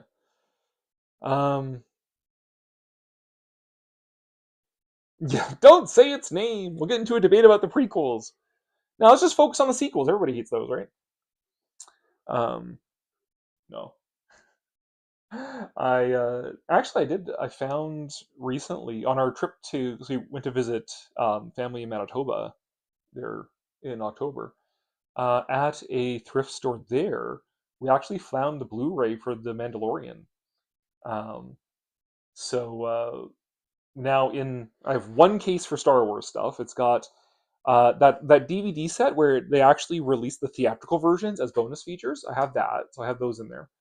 Rogue One, and now seasons 1 and 2 of Mandalorian are in there. We do have season 3 in the box, but season 3 was complete garbage, and the story was done at the end of season 2 because the story was about getting Baby Yoda back to the Jedi, right? And that happened, so the story is done. So there we go. All we need now is Andor. We need to get like Blu-rays for Andor, and then that'll be like all the good Star Wars stuff. Well, and the Ewoks cartoon, but the Ewoks cartoon is on Disney Plus, so we can watch it whenever we want, anyways. It's about the far right. Yeah, the thing is though, okay, if they wanted to do a half decent sequel trilogy, I think I've said this before. Here's what they should have done. You have the Galactic Republic. It is and it is experiencing this, because the challenge of trying to rebuild the galaxy after the Empire. Things are a bit chaotic. Right? They're trying to establish order, and they're dealing with this like insurgency of like neo-imperial, far right, um, alt right, whatever, and oh no, this insurgency of neo-imperial fascists, terrorists, have enlisted, Ben Solo or whatever. So Leia is the Chancellor of the Republic. Han is the fleet admiral for the military, and Luke is the head of the New Jedi Order. And so like Ben Solo being with the fascist terrorists, that's politically scandalous for Leia and Han, and a crippling failure for Luke. Right, he was trying to train him to be a Jedi, and now he has this failure. And so they're dealing with the fallout of that. and these terrorists, the First Order, are being suspiciously well funded. Like, where are they getting this tech from to fight this terrorist war? And they this is where, like, Ray comes in. If you want to have, like, Ray itself, like, there's nothing wrong necessarily with the character of Ray. It's just was very poorly done because she's such a girl boss. But have her come in, and she wants Luke to train her, but Luke is like, I can't train anybody because I lost my own nephew to the dark side. But then as the crisis is unfolding over the course of the trilogy, it becomes obvious he needs to train her. And so then, like, okay, you find out, like, oh no, the force behind the First Order is Palpatine, who somehow has come back from the dead, right? But build up to it, right? And have Starkiller Base as, like, the big MacGuffin. Like, don't just destroy it in the first movie, right? In the second movie, they unveil, like, Starkiller Base exists, and it destroys Coruscant, and give Han, Luke, and Leia the the heroes' deaths as they're helping people escape Coruscant while this light speed laser beam is going to destroy it. And then that gives them a heroic death, and then sets up the other characters now to take over. So your Finn and Poe and Rey. And then as they go to confront Palpatine, who just won the last movie there, and if they want to still go with, like, who are Rey's parents, then I would lean into the fan theory that it was Palpatine who created Anakin, and then have, basically, when Anakin failed him, when Darth Vader turned back to the light side, then Palpatine, when he came back in a clone body, um, you know, set up his backup plan, which was to create Rey. That's what I would have done. And the whole idea of, like, this, oh yeah, it's like this fascist resurgency fighting against the Republic is like, that's the news right now, So that would have written itself if they had had the intelligence to do that. But instead, all they did was just, let's reset everything. So now we have the rebels versus the Empire again, but it's worse this time. Let's write it even more poorly. But yeah, anyways. So suffice to say, the only good stuff from Star Wars now is Andor and the first season of Mandalorian. And that's it. Everyone hates the sequels. My one controversial opinion is I don't blame J.J. Abrams. I blame the mouse. Yeah. I don't think J.J. Abrams is a great writer, but the problems, what were going on with the sequels, was a lot larger than him. Still think you need to watch the Clone Wars animated series because it is so darn good. Other than the comics, the original trilogy, it is by far the best of Star Wars. I mean, okay. It's prequel based. I don't like prequel stuff, so I don't know if I will. So I still have to watch the Bela Lugosi versus the Brooklyn Gorilla. So, did you just skip it to stop talking about politics? It was about crime in blue cities like Milwaukee and Chicago, and I agree something needs to be done, but sending in troops is not really the answer. I didn't see that comment. I don't think it showed up, actually. Um, yeah, I saw Democratic Socialists are saying Blu-ray, black and white movie. Yeah, I don't think I saw that comment. Yeah, I think I would agree. Something needs to be done about crime. I think it needs to be a multi-pronged approach. Like, yes, you do need to deal with underlying social conditions, but you also need police. Um, and I mean, as a pacifist, um, like, I'm committed to nonviolence. I don't know if I've ever talked about this in the stream. I'm actually pacifist, for religious reasons. But you know, so I'm not, like, automatically predisposed towards, like, police. Great, but I recognize that, like, pacifism isn't built for governing a society. So without how pacifism's answer for governing society is everyone's committed to pacifism. Um, so in the meantime, it's like, okay, functionally speaking, okay, we need police, right? So Not that I approve of it, but getting rid of police without a commensurate rise in moral commitment in the populace is not going to solve any problems. So, um, sending in troops, though, I don't know about that. That's a bit something. That was probably the safest that these cities have ever been. I don't like prequels either, but I love Clone Wars. Okay, you should watch fucking Gorilla first. Also, I have to go, but I should be back soon. All right, Rex. We'll see. We'll see if we're still on at that point. So if it's just going to be me and Martin talking politics now. But this might just be a short live stream. That's okay. The 2D TAS Clone Wars is also really good. I didn't watch that either because the prequels were my falling out with Star Wars. Right? I grew up on the original trilogy, Ewoks and Droids cartoons. I was in my teenage years when like the Timothy Zahn trilogy came out and the Dark Empire, the Dark Horse comics and stuff. And I was there both for the original run of Star Wars and then that dark period when you were just like some out of date nerd if you still like Star Wars to the resurgence of Star Wars. And then it was like, that premiere night of Phantom Menace where I was like, you know what? I don't think I'm a Star Wars fan anymore because this movie is terrible. So I didn't watch any of the Clone Wars stuff, and I didn't even watch the other two films in the prequel trilogy until like later on, like much later. I didn't watch them in theaters, and they are every bit as bad as I imagined they were going to be. Even Revenge of the Sith, I think Revenge of the Sith is just as bad as the other ones. So, um, but yeah.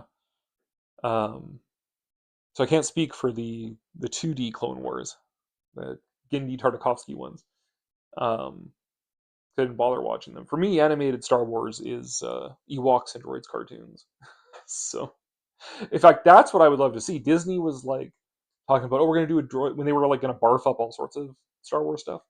They talked about doing a droids show. It's like what they should, if they want to do droids, what they should do is just like a live action version of the droids cartoon. I would love to see like the From Gang and the White Witch in live action. Like that would be awesome if it was done well. If they took the original storyline and goosed it up to something as good as like Mandalorian season one.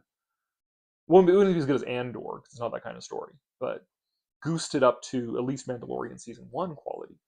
Then it would be great. I would love that. That'd be fine. But again, I don't trust Disney to do much of anything good right now.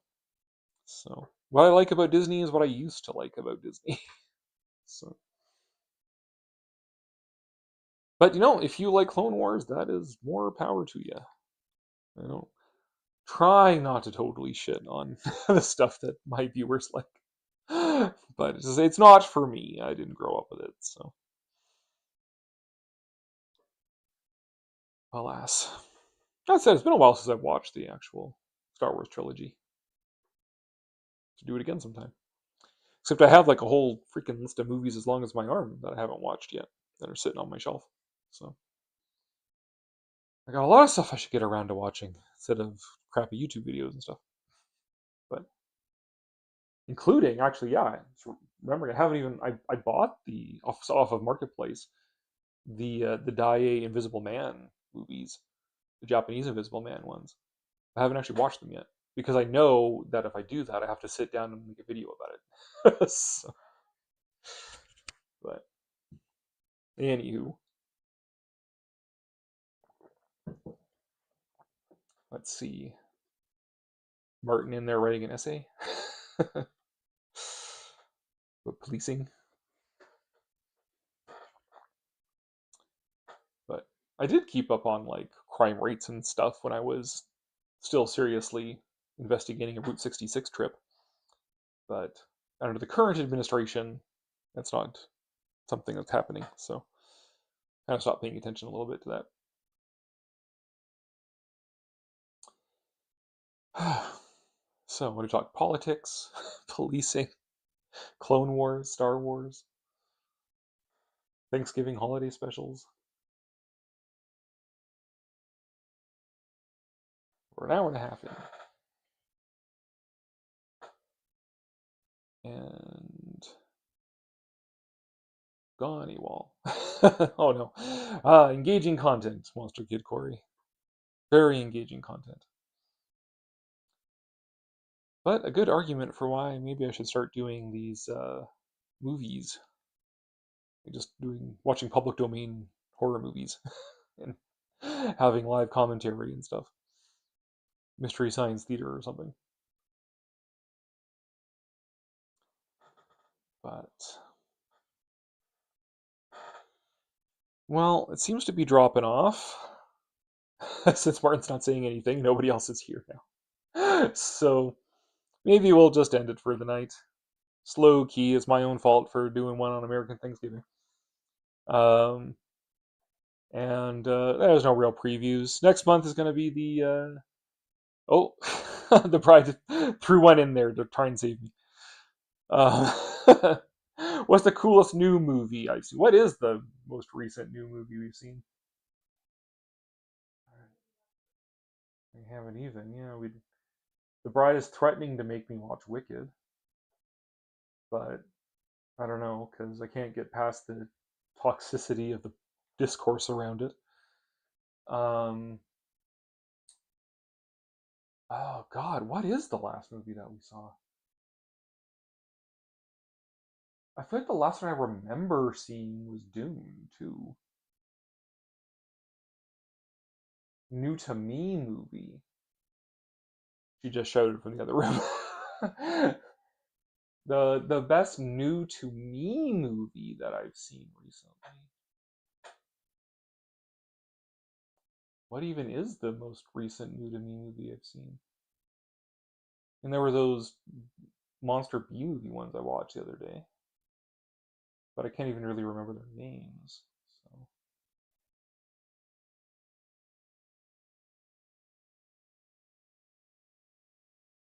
the girl with the really small face. The bride shouts from the other room.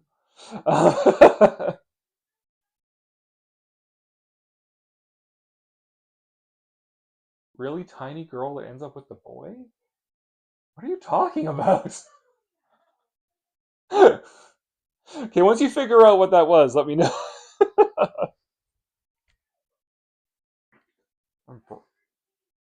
On Broadway. Oh, Showgirl in Hollywood? That one? Oh, yeah, that was good. Yeah, we'll go with that one. Sure, why not? Uh, a Showgirl in Hollywood, 1930 musical.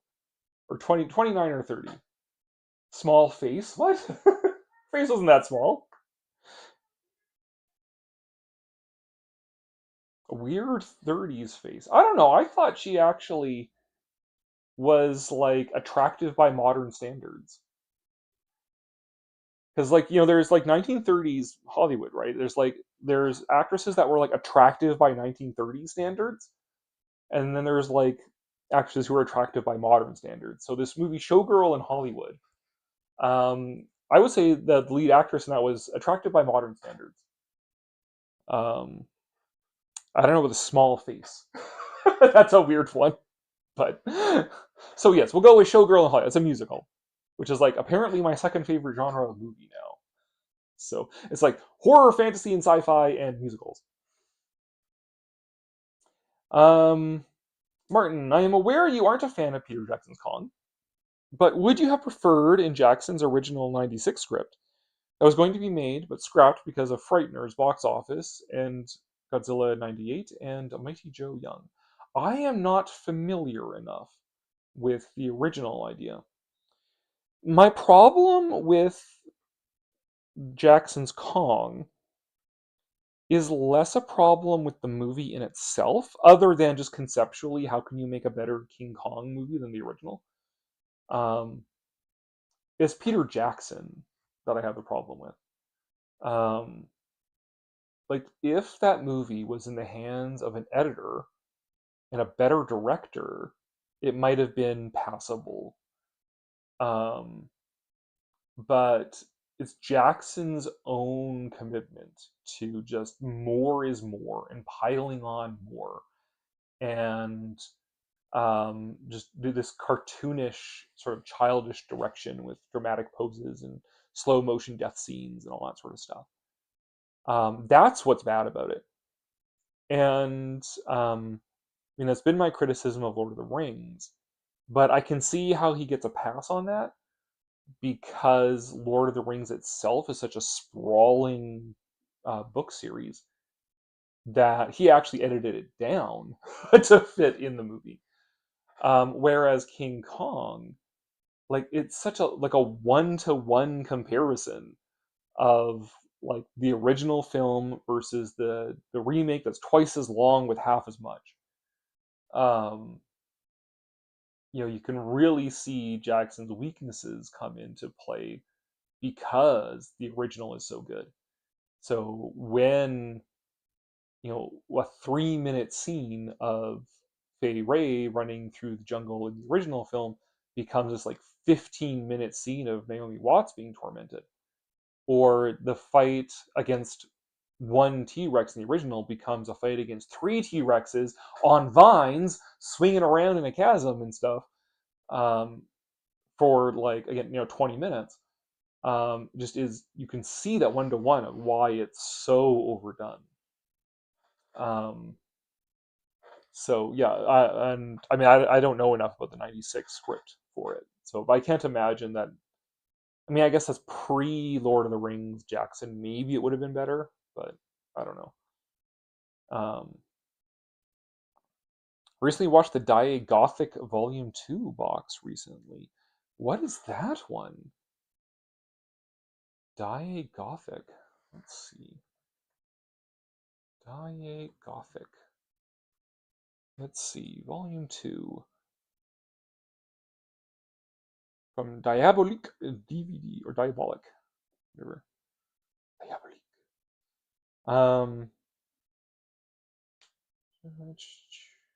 Okay, what's in it? Japanese ghost stories. We got the Demon of Mount Oe. Pop-up. Group of mighty warriors is sent to eliminate a demon who steals women from the imperial capital of Kyoto. On the way, they face a satanic bull, a giant spider, and a diabolical witch. But the closer they come to their goal, the more they realize that demon they've been ordered to kill is far more human than they were led to believe. The haunted castle, a blind monk is killed in a cowardly manner by a samurai lord. When the monk's sister is ordered to become the lord's concubine, she commits suicide and transfers her grudge to their black cat, who assumes the human form of one of the lord's ladies in waiting and begins to wreak havoc on the castle court. Ooh. The ghost of Kasane Swamp. Samurai's wife tries to repay her husband's debt with her body, but is caught in bed with the moneylender. They are both murdered by her husband, who dumps their bodies in a nearby swamp. Shingoro and Oshiga, the moneylender, and the samurai's children find a curse has been passed to them as they each try to recover the money. Ooh. That sounds like it's worth getting. And what's in volume 1? Hold on here. Die Gothic. No, that's why I misspelled it. That's why there's none in there. Let's see. Die Gothic. Oh! Yatsuya Kaiden. Die Gothic. Japanese Ghost Stories. Volume 1.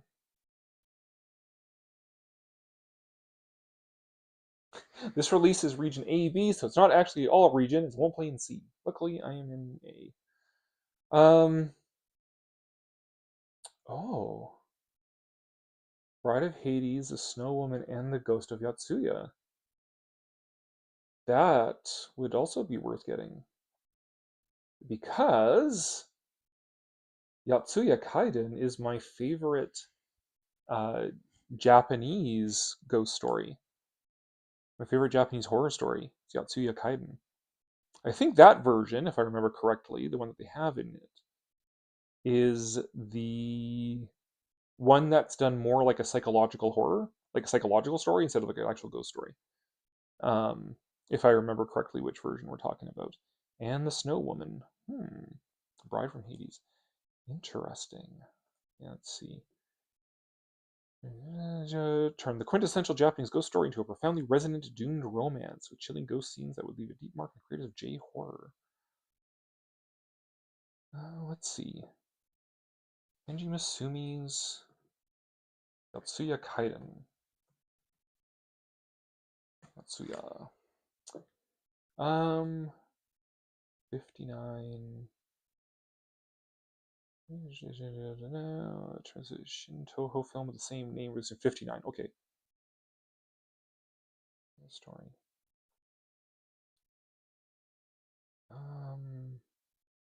Okay, yeah, I think that is from the first color film produced in Japan. Oh, no, because that's not the one I'm thinking of then. Shinto's adaptation story. So which one is which then? Sorry, I should be looking this up, not on live stream. Okay, so yes, okay. So I might have to get those box sets then, because those look really good, and I am down with classic Japanese horror. You're not even interested in Zootopia 2. I wasn't even interested in Zootopia 1. I saw it, but I wasn't interested in it. She was pretty, but her facial expressions were like silent films, or they had her doing strange face acting in a movie. Queen is here. Hello, Queen. Thoughts on King Kong 76? Yeah. Like, it's that case, the classic case of you can't remake an already perfect movie, right? So why? And 70s as well is like is a fairly loathsome time period as well, right? Like I hardly like anything from the 70s. So King Kong in a 70s milieu is just um I mean both adaptations, but both remakes, 76 and 2005 are like bottom tier. In a weird way, I actually like King Kong Lives more than King Kong 76. Because at least King Kong Lives is like an original story. So um they got creative. It's not saying it's a great movie by any stretch of the imagination, but at least it's not just a remake of the original, right? So um other than that, I don't have thoughts on it. I mean, the gorilla looks fine. I guess the robot gorilla does not. I mean, Skull Island doesn't have dinosaurs on it, so that's kind of lame. Um, I don't know. It is what it is. It exists, sadly. Did anyone see the new Frankenstein? Is it any good? That's a good question. Who's seen the new Frankenstein? I haven't yet. Because for me, Guillermo del Toro is a mixed bag. So I thought Frankenstein was mediocre and disappointing. Ooh. Jackson, after Lord of the Rings, became too focused on making things into next epics, while Jackson before just made fun, campy, gory stuff. Okay. So, yeah, a fun, campy, gory Kong? No, might have been fun. I really love both volumes of the Diet Gothic sets. Nice. Yeah, I'm going to look into that because I need to. Again, so many versions of Yotsuya Kaiden have been made. I kind of remember which one's my favorite. So I need to like actually look it up. But I mean, I'm happy to get any version of them. They all have something different to say and what they're doing. So, um, um, Ghost of Yacht, Suya, 59.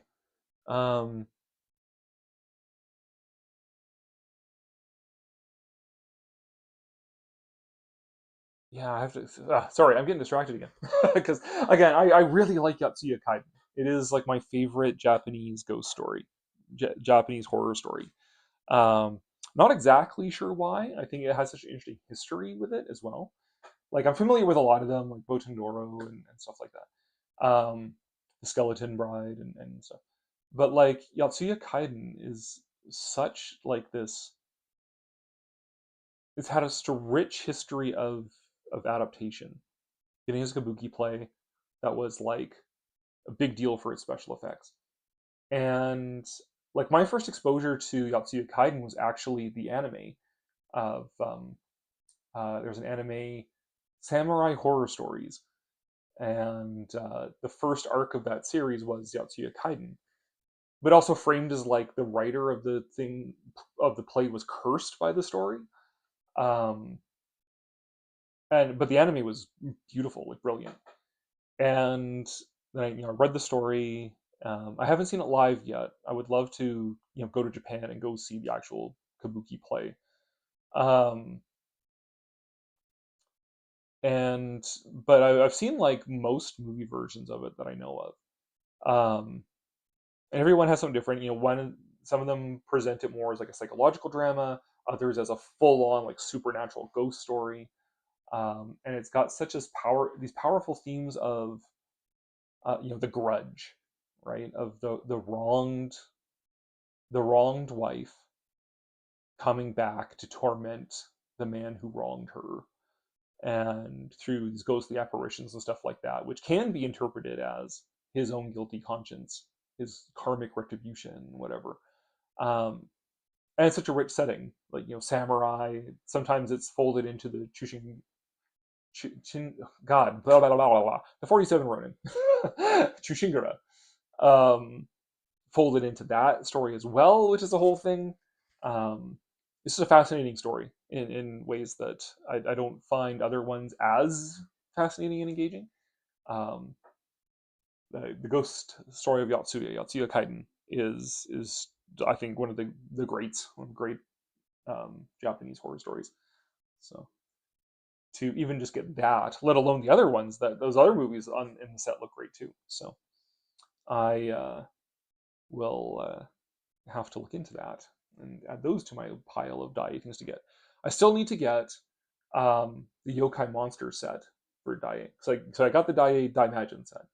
I'm passing on Gamera. I've said before, I've tried Gamera. I just can't get into Gamera. I don't know why. I don't know what it is that I'm missing, but and then I still need to get Yokai Monsters. And then now these Gothic sets. So there we go. And I got the Invisible Man as well. So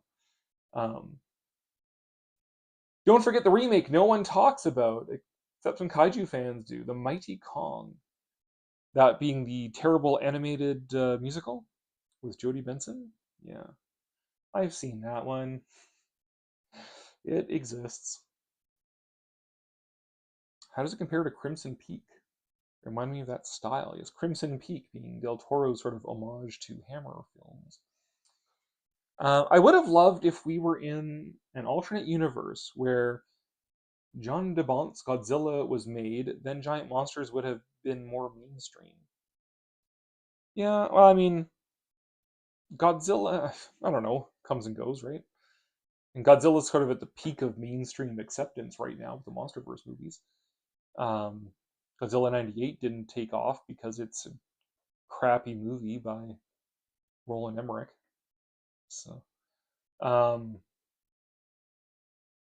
I don't know. I mean, like Godzilla's always been like a cultural fixture, but I guess now, yeah, with the MonsterVerse and -1, it's probably got the most sort of public acceptance of like, Godzilla is this like thing, right?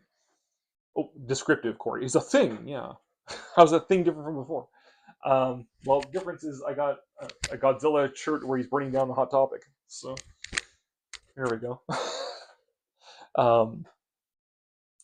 Yeah, it's probably Godzilla's probably at the peak of his mainstream acceptance right now. Like it's normal to go to a Godzilla movie. Same way superheroes were at the peak of their social acceptance around Endgame, right? Like I'm old enough to have gotten beaten up for liking superheroes. So Endgame making more money than God is that's something. It's different. Teenage me would not have expected that to happen. But then there's also the question, do you want these things to be more mainstream as well? Is it more fun when it's a little niche that you can share with other people who also love the thing?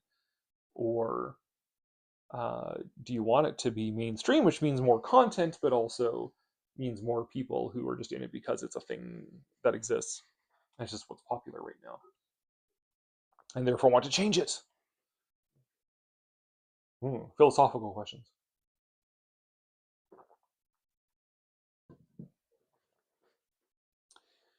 Sorry, I hope that my my drinking isn't coming in too heavily over the microphone here.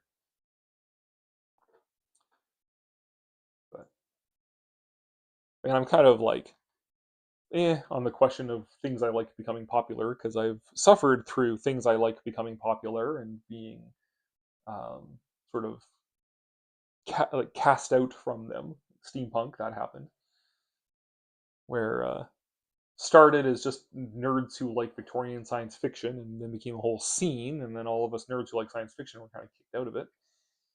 So, is gatekeeping good or bad? Well, interesting philosophical question.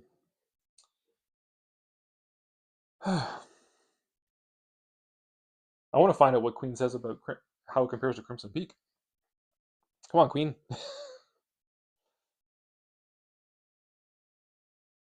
Yeah, Martin, were you here when I was talking about how like conventions? I don't know how to talk to celebrities, but I was tempted like this close to going up to Jodie Benson at our convention here and asking her about Mighty Kong, and like, hey, so what happened with that movie?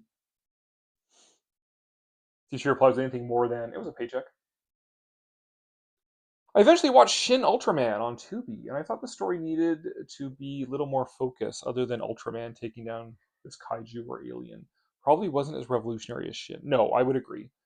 Um, Shin Godzilla was a brilliant, brilliant ground up remake of Godzilla. Right? Like they took the idea and applied it to a modern Japanese political issue, being the response to the tsunami and the Fukushima disaster, as a biting satire of Japanese government, and through the lens of like Evangelion body horror or whatever. Shin Godzilla was freaking brilliant. Um, and I mean, I guess the only reason it didn't do as well as like Minus One has now is that Minus One has more of a human story in it, whereas Shin, like the human story is besides the point. It wouldn't have added anything to Shin Godzilla to find out about dude's family or whatever. No, it was entirely focused on the Godzilla crisis. Shin Ultraman is like just a straight up adaptation of the first Ultraman series. Crams it all in there. It tries to add this philosophical air of, does humanity deserve to exist? What's so great about humanity? Why shouldn't we be wiped out by the Zeton? But I mean, that's not in itself. That's not really like a super interesting subject because it's been done to death so much. Day the Earth stood still, kind of thing. Just if Michael Rennie was also Gort. So I didn't feel like it really added anything, like really, really super deep. It was kind of like pseudo depth, and kind of forgettable in that respect. I mean, to me, the part of Shin Ultraman I liked the most was right at the beginning when you saw all the Ultra Q monsters, like where they were building, like they were doing the backstory flashback thing about these monsters attacking. Those are all those monsters were from Ultra Q, which was the series before Ultraman. So I got a kick out of that because I love Ultra Q. But the actual like, does humanity deserve to exist thing was sort of like, yeah, okay. Didn't feel as weirdly for being such a big philosophical question, didn't feel as like immediate and impactful as like Shin Gojira did. The Shin Gojira was like this very timely satire of how the Japanese government responded to this thing, responded to this disaster. Where Shin Ultraman was kind of this broadly philosophical: does humanity deserve to exist? Yeah. Michael, yeah, I really like that Yokai Monsters set as well. Yeah. Yeah, Yokai Monsters is fun. Like I've seen these movies. I haven't actually seen most of the ones on the Gothic set, but I've seen all the Yokai Monster ones. Um, and they're fun. I mean, yokai are interesting. It's neat to see an entirely different culture's sort of like monster mythology, right? Like we have our ghosts and goblins and things like that in Western cultures. Um, we've inherited a bit of like Scottish and Irish stuff, right? Much Darby O'Gill and the Little People. Um, so um, we've inherited a few other mythologies of the different groups of people that have immigrated to make up Western society, sort of thing. But to see like a society that was isolated for so long, see what they come up with for monsters, is always fascinating.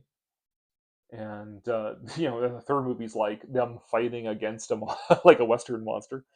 So, um, but yeah, they're just fun, neat, weird, interesting movies for yokai monsters. And then was the Great Yokai War has Daimajin in it as well. So another good yokai movie, weirdly enough, is Pompoko, um, which is the Studio Ghibli one about Tanuki, because they actually do use the whole like Night of the March of the Hundred Yokai or whatever it is, that whole thing in it. So that's a fun yokai movie too. And there actually was uh, one of the places I wanted to go in our next trip to Japan, which hopefully is next year. Fingers crossed. We'll see how much money I make over it this summer, this coming summer. But I did want to go to Hanamaki, which is where my favorite Japanese author, Kenji Miyazawa, is from. And he's the author of Riding the Galactic Railroad. And they actually had a tourist steam train that did a run. If you go all the way, it takes you to this coastal town where there's like nothing there. It's like a little fishing village. Um, but in the middle between them, where how I was thinking we get off there and then get back on the train going the other direction, go back to Hanamaki. Um, but that town in the middle is like all about like yokai and stuff. There's all this yokai stuff, especially Kappa. Um, so it would have been kind of cute to like pop in there for the hour or whatever between trains and just like walk around and see the yokai statues and things like that. But unfortunately, the Japan Railways ended that train, ended that Galactic Railroad train.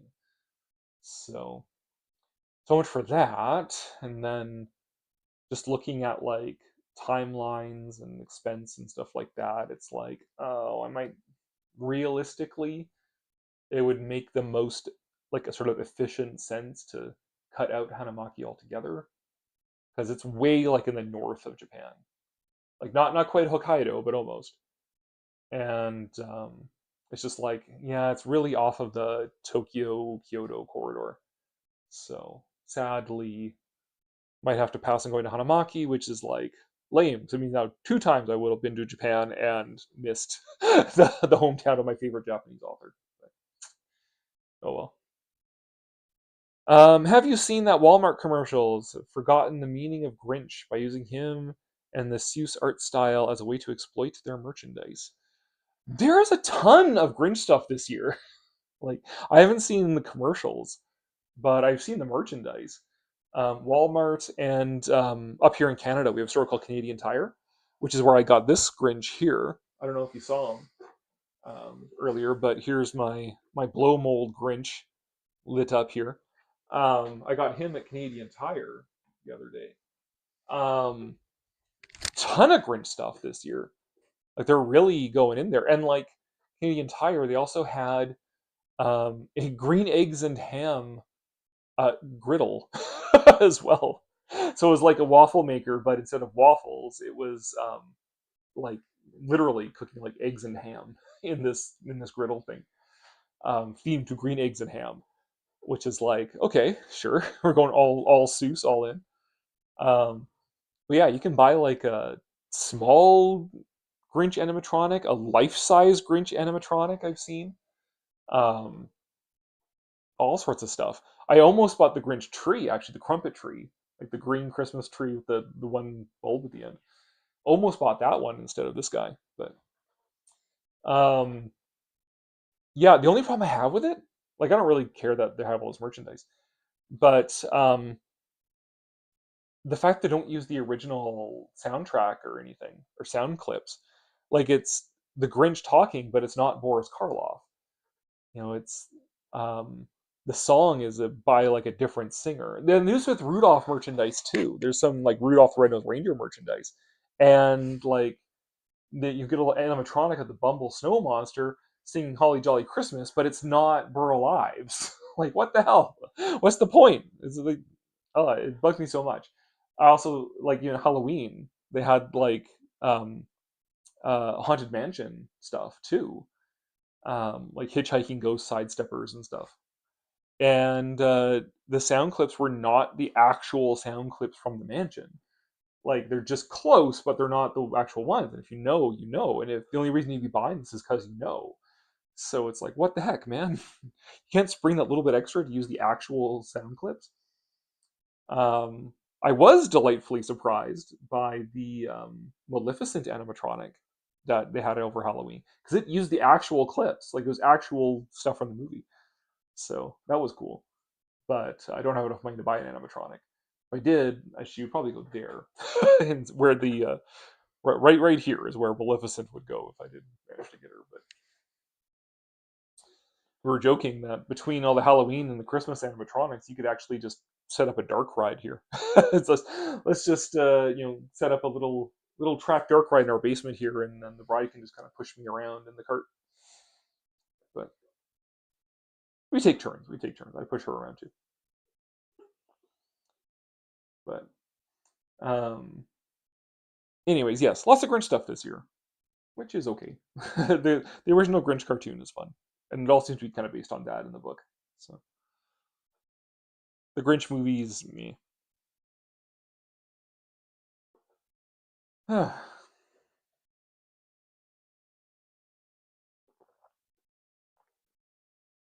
Recently read a graphic novel called The Fox Mivens that was about the legends of Korean fox demons. Cool.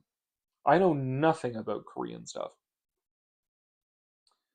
Um, that's just something I haven't got into, but that sounds cool. I'm always down for like fox stuff, Japanese fox stuff, or Korean fox stuff, sure, whatever.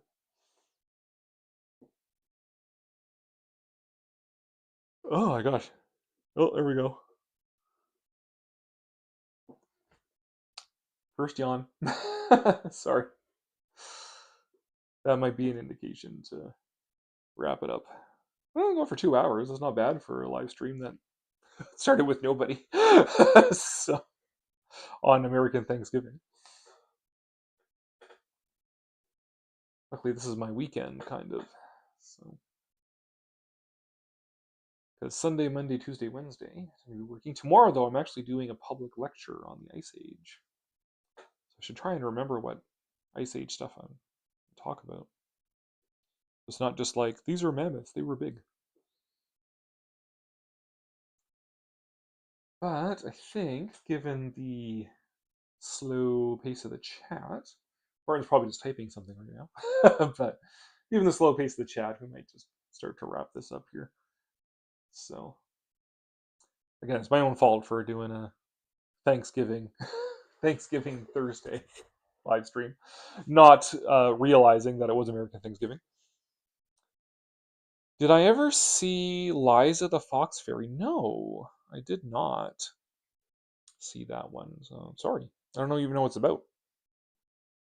Martin, I know K-pop Demon Hunters, such a huge thing now. Yeah, I've heard a lot about it. I haven't watched it because we don't actually have Netflix. So we dropped the Netflix a while ago, but we might do like get it back for a month, like in January or whatever, so we can watch the rest of Stranger Things and Wednesday.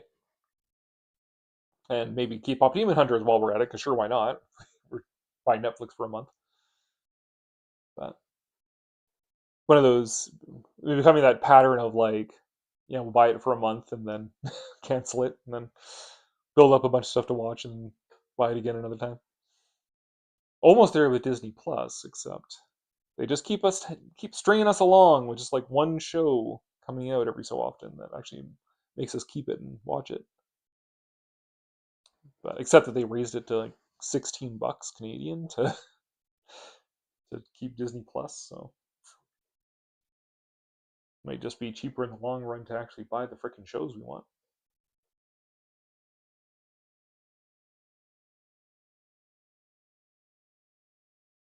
But I think on that note, now that we're getting to 2:15, might be worth drawing it to a close here. So thank you very much, everyone, for joining me on, again, this American Thanksgiving that I totally forgot about because I'm Canadian. But I don't think I have I don't have it queued up. But next live stream is going to be, of course, the Holly Jolly Christmas live stream. So it's going to be exactly like live streams normally, but just Christmas, I guess. I don't know. Vaguely Christmassy. Probably end up actually doing it after Christmas anyway, so I can show off whatever I got on my birthday, which is December 27th. But we'll see. we'll see when we do it. But thank you very much for tuning in tonight. As always, this channel would not be what it is without my dedicated posse here who show up at the live streams and make a fun little community that we got going on here. So thank you. Happy Thanksgiving to all of my American viewers out there. And we'll see you next month for a holly jolly Christmas.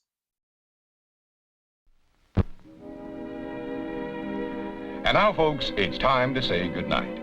We sincerely appreciate your patronage and hope we've succeeded in bringing you an enjoyable evening of entertainment.